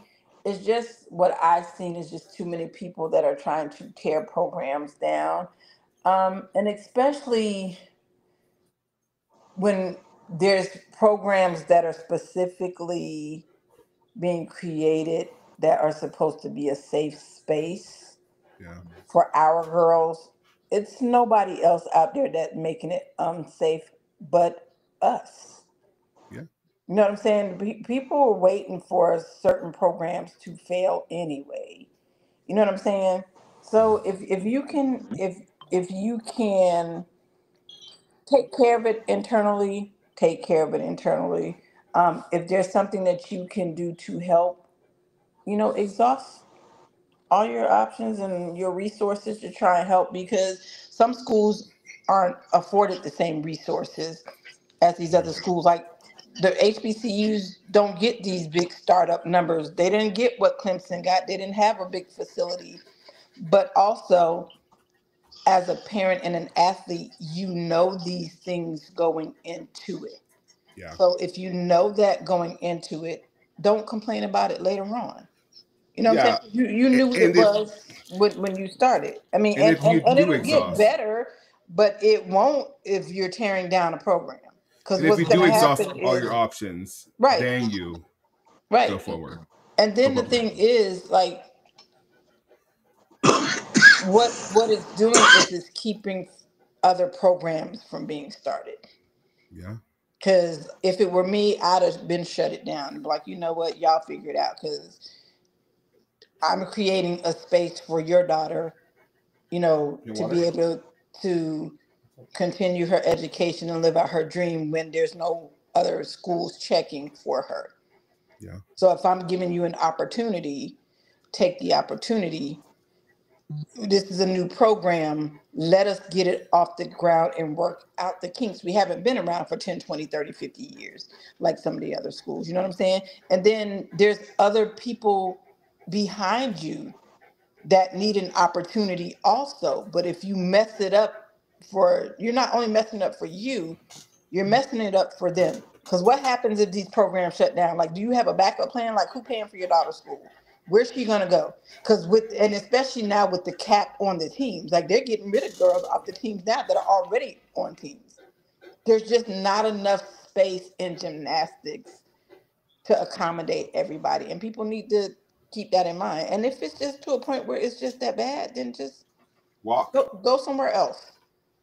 Yeah, just walk. And don't leave them in there. Don't leave your child in a situation where you're making it seem like it's that bad, but you're not pulling them from the situation. Because Well, that I'm not leaving actually, mine. I'm not leaving mine nowhere. Where it's as bad as what people are trying to make it seem. yeah, and it's never worth like their mental health or like their like or even like developing an eating disorder or anything like that. It's never worth that because if hell, I can't even eat correctly. Like my digestive tract does not work. My like anything works properly because I had an eating disorder that was really violent. Right. Like And like I can know one person that really had some for real issues and it got ignored, but when she knew that there was nothing that was going to be done about it, or when she did everything that she could do on her end, her child's mental health was more important, and she pulled her child from the program. She's not paying for college, but her child is thriving and she's healthy mentally, physically, all of that. yeah. So that's when you know it's real. Hell, Levi Younger Viviard, she's taking the semester off to focus on rehabilitating from the eating disorder she has. Mm. So like sometimes like, I understand it's hard to make those decisions without a support system behind you because like you said, a lot of these girls feel like they're like guilt tripped into doing this and they feel responsibility to fulfilling that I guess prophecy or whatever. Like the parents have invested so much money on, but ultimately you have to pick yourself over the sport. Absolutely. Yeah, I just feel like if you're a black gymnast and the HBCU is a possibility for you, do research on what an HBCU is. Do research on how big this school is. Like I just feel like some of these parents really thought they were gonna get Clemson and they didn't. And it's like, but baby, have you seen the size of Fisk University on a map? How do you expect a facility that size to be at that school? Like, come on, like realism. Come on, like put some realism to these expectations, baby. Like, But there's no way for them to even have those expectations because you have been to these schools. You've seen Mhm. them. We in the black community know the difference between an HBCU and a PWI. We know they don't have the same resources. We know they don't have the same funding. So you know exactly what you're getting into when you go. There's no reason for anybody to expect Clemson out of any HBCU. Yeah, because There's just no way. Darion's last her 5th year. Guess what? She could have went to Fisk, but they could not. They didn't have the resources for her to continue getting the same things that she was getting at Auburn. yeah, Even with a full ride and everybody saying, "Well, we're going to make this, and this happen," she wouldn't have had the extra money that she had. She had a car payment. She had all of that. That meant that we would have had to put money out there. So at the end of the day, she had to be smart about her choices. She wasn't trying to do that. So we knew what it was and what it wasn't. yeah. So Well, nobody's going into these situations blindsided. unless you choose to be blind. I don't even think they choose to be blind. I think things just did not. Well, I'm saying as far as like ignorance, like if you don't know, that's on you. Like you need to educate yourself on like where you're sending your kid, even if it's not based with gymnastics. Just like when people say, "Oh, people don't really care about that name of a school or diploma." Yes, they do. Yeah, They like some ultimately people do. your job if you're going to like get into like, I don't know like engineering or whatever it might be like they care about what your diploma says or where the Right, diploma's from. It's just right. you stand out if you're from like Clemson or a Cal or to some extent even Stanford. Those diplomas are going to hold more weight than a Florida, an Oklahoma, uh, whatever it might be, Missouri, and not for nothing, but it's the way our society is set up. And that's set on that. Right. Anyway, I'm gonna go eat because I'm starving. Okay. all right, thank you, Thank you, Adex. Thank you, Michaela. T. Y'all have a Bye. great day. Bye, y'all. Bye bye. Bye, everybody.